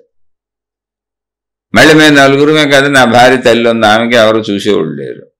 అవి చాలా వృద్ధురాలు, చాలా అనారోగ్యాల్లో ఉంది. ఆవిడని కూడా మా ఇంట్లో పెట్టుకున్నాం. మరి ఇప్పుడు ఆవిడ మా ఇంట్లో ఉంటుంది, మేము ఉంటున్నాం, మాకు అనారోగ్యాలు ఉన్నాయి, మా పిల్లలు సెటిల్ అవ్వలేదంటే నాకు ఎన్ని సమస్యలు ఉంటాయి ఒకసారి ఊహించుకోండి మీరు. డబ్బు లేదు, ఇప్పుడు డబ్బు సంపాదన లేదు. సమస్యలు లేకుండా ఎందుకుంటాయి? సమస్యల్లోనే కదా భావసాధన చేయాలి. చేద్దాం, సమస్యను ఎదుర్కొందాం, చేద్దాం. ఒకవేళ ఆ సమస్యలతో అలా చచ్చిపోవచ్చు. ఇప్పుడు రమణ మహర్షిని ఆయన వెళ్ళిపోయి అడవుల్లో, కొండ గుహల్లో, ఏ ఏర్పాట్లు లేని చోట, పురుగు పుట్రలు తిరిగి అరణ్యాల్లో ఆయన కూర్చొని తపస్సు చేసుకున్నాడు. ధ్యానంలోకి వెళ్ళిపోయాడు. ఆయన ఏం ఫెసిలిటీస్గా ఇంట్లో గదుల్లో కూర్చోలా, కొండల్లో, గుట్టల్లో, గుహల్లో కూర్చున్నాడు వెళ్ళి. ఆయన అక్కడ పాములు, పురుగులు అన్నీ తిరుగుతున్నాయి. కుట్ని ఆయన్ని, కాళ్ళచేతులు కుట్టిని, తేళ్లు కుట్టిని, పాము కుట్టలేదంటే. చెవులన్నీ ఆయన మీద పాకుతూ పుట్టలు పెట్టుకున్నాయి. నిజంగా ఏ పాము కరిసి ఎప్పులో తినేసి ఉంటే మనకు మిగిలేవాడు కాదు ఆయన. మన అదృష్టానికి అది తినలేదంతే. అలాగే మన జీవితంలో ఇప్పుడు వచ్చే కష్టం మన చంపేస్తుందో బతికిస్తుందో చూద్దాం. బతికిస్తే ముందుకెళ్దాం, చంపేస్తే చచ్చిపోదాం. ఎప్పటికైనా చచ్చిపోతాంగా. అందుకని అదే నిర్ణయం పెట్టుకుందాం. అలానే ఆ నిర్ణయం పెట్టుకున్నాం కదా, నొప్పి తెలీదా, బాధ తెలీదా, కష్టం తెలీదా అంటే అన్నీ తెలుస్తే అందుకే చచ్చిపోతాం. ఆ బాధలు భరించలేక, కష్టాలు పడలేక సావు వస్తుంది. అంతే, ఇంకో దారి లేదు. మీరు ఏంటి, నువ్వు ఆ భావ సాధనలో అలా ముందుకెళ్ళాలి అనుకుంటే కాదు. నేను తప్పించుకుంటాను, నా ఇష్టం వచ్చినవి చేస్తాను, తప్పులు చేస్తాను, ఒప్పులు చేస్తాను, పొరపాట్లు చేస్తాను, చిచ్చి నేను చచ్చిపోతాను ఎట్టాగంటే, నువ్వు అన్ని చేసినా చచ్చిపోతావుగా. నువ్వు చేసిన తప్పులకి మళ్ళీ అనుభవిస్తావుగా. మరి నువ్వు తప్పు చేస్తే పట్టుకోకుండా ఉంటారా, నీకు శిక్ష రాకుండా ఉంటుందా, కర్మ సిద్ధాంతం లేకుండా ఉంటుందా? ఇవన్నీ నువ్వు అనుకుంటే సాగిపోతాయా? నువ్వు ఎన్ని అనుకున్నా మళ్ళీ దాని శిక్షలు నువ్వు అనుభవిస్తావు. దానికంటే బెటర్ ఇలా మంచిగా ధర్మంగా సాగటమే బెటర్ కదా. What is our role play అన్నప్పుడు నాకు వచ్చిన థాట్ అది. ఉన్నంతలో మంచిగా ఉందాం, ధర్మంగా ఉందాం, ఉన్నాటితో తృప్తిగా ఉందాం, హాయిగా ఉందాం. ఆ జ్ఞాన మార్గం ఇటు రామకృష్ణ పరమహంసనో, అటు రమణ మహర్షినో, ఇలాంటి మహాత్ములు అయితే భక్తి మార్గం ఉంటుంది, లేదా జ్ఞాన మార్గం ఉంటుంది. అంతే, ఇంకేం ఉండేది లేదు. ఏదో ఒకటి పట్టుకొని ఆ భావ సాధన చేసుకుందాం. ఎందుకనంటే తప్పు చేసినా, రైట్ చేస్తే కర్మఫలాలు మంచివి వస్తాయి కాబట్టి హాయిగా బతికెళ్ళిపోతాం. తప్పులు చేస్తే కర్మఫలాలు చెడ్డవి కూడా వస్తాయి కాబట్టి దుఃఖాలు పడాల్సిందే, అనుభవించాల్సిందే. తప్పు చేసినా, రైట్ చేస్తున్నా, అసలు శరీరం ఉంటూ ఉన్నాక ఏదో కర్మఫలం వస్తానే ఉంటుంది. మనుషుల మధ్యలో ఉన్నాక సమస్యలు వస్తానే ఉంటాయి. వాటిని ఎదుర్కొంటూ సాగటమే. ఈ మధ్యలో వచ్చి ఎదుర్కోలేక మరణం పట్టుకుపోయింది అనుకో, అలా చచ్చిపోదాం. కాదు అన్నా నువ్వేదో రోజు చచ్చిపోవాల్సిందేగా. కాబట్టి what is our role play అంటే నేను తీసుకున్న డెసిషన్ ఏంటంటే మంచిగానే ఉందాం, మంచిగానే జీవిద్దాం, మంచితోనే బతుకుదాం, మంచితో ఉండటం కుదిరినంత కాలం అలా సాగుదాం. మంచిలో ఒకవేళ చచ్చిపోవాల్సి వస్తే చచ్చిపోదాం, ఎందుకంటే చెడులో అయినా చచ్చిపోక తప్పదుగా. చెడుతో ఇంకెక్కువ సాగు, రోజు కష్టాలు ఎక్కువ ఉంటాయి. ఇప్పుడు చెడులో కష్టాలు ఎక్కువ ఉంటాయి. ఇప్పుడు నేను జీవితకాలం మౌనం పెట్టుకున్నా, నన్ను ఎవరు అనేవాళ్ళు లేరు, తిట్టేవాళ్ళు లేరు, కొట్టేవాళ్ళు లేరు. ఒకవేళ నాకేమైనా ఇబ్బందులు ఉంటే నాకు పరిచయం ఉన్న మా కుటుంబ సభ్యులు నలుగురితో వస్తాయి, లేదు ఏదన్నా కిరాణాకో సరుకులో చిన్న చిన్న అవసరాలు ఉంటాయి కదా, ఆ చుట్టుపక్కల వాళ్ళతో వస్తాయి. మౌనంగా ఊరుకుంటే తిడతారు, లేదా నాలుగు కొడితే కొట్టిపోతారు, ఏముంది పని, ఊరుకుందాం. అలా రమణ మహర్షిని పీకారు, దొంగలు వచ్చి ఇనపరాడ్లు పెట్టుకొని 4 పీకారు. ఆయన ఎవరిని కొట్టలేదు, ఆ మహాత్ములను కూడా కొట్టారు, బుద్ధుడి మొహం మీద ఉమ్మూసారు. అలా నేను వాళ్ళతో పోల్చుకోవట్లా, అవి సాధనలు అని చెబుతున్నా. నన్ను పోల్చుకోవట్లా, మీకు చెబుతున్నా. బుద్ధుడిని చంపబోయారు, ఓ పెద్ద గజదొంగ అంగుళీమాలుడు అనే గజదొంగ వచ్చి చంపబోయాడు ఆయన. బుద్ధుడు కూర్చొని ధ్యానం చేసుకుంటుంటే చంపబోయాడు. చంపుతానన్నాడు, బుద్ధుడు చంపమన్నాడు. చంపనే కూర్చున్నాడు, ఏం చేస్తాడు ఇప్పుడు ఆయన? అయితే లేదా బుద్ధుడు వెళ్ళి ఎదురు తిరిగి ఆయన చంపాలి. ఆయన చంపడం బెటరా, నేను నా జ్ఞానంలో స్థిరపడి ఆడితో చంపించుకోవడం బెటరా అంటే, బుద్ధుడు అసలు అహింసా మార్గాన్ని ఇన్ని సంవత్సరాలు అందరికీ బోధించి నేను హింసకి ఎందుకు వెళ్తాను, పోనీ ఆడే చంపేని అని తన భావ సాధనలో కూర్చున్నాడు ఆయన. అయితే వాడు చంపలేదు, అది మన అదృష్టం, అందుకని బుద్ధుడు మిగిలాడు. అటు చంపేస్తుంటే ఇప్పుడు ఇలా చంపబడిన బుద్ధులు ఎంతమంది ఉన్నారు, అందుకని వాళ్ళు తెలియదు మనకి.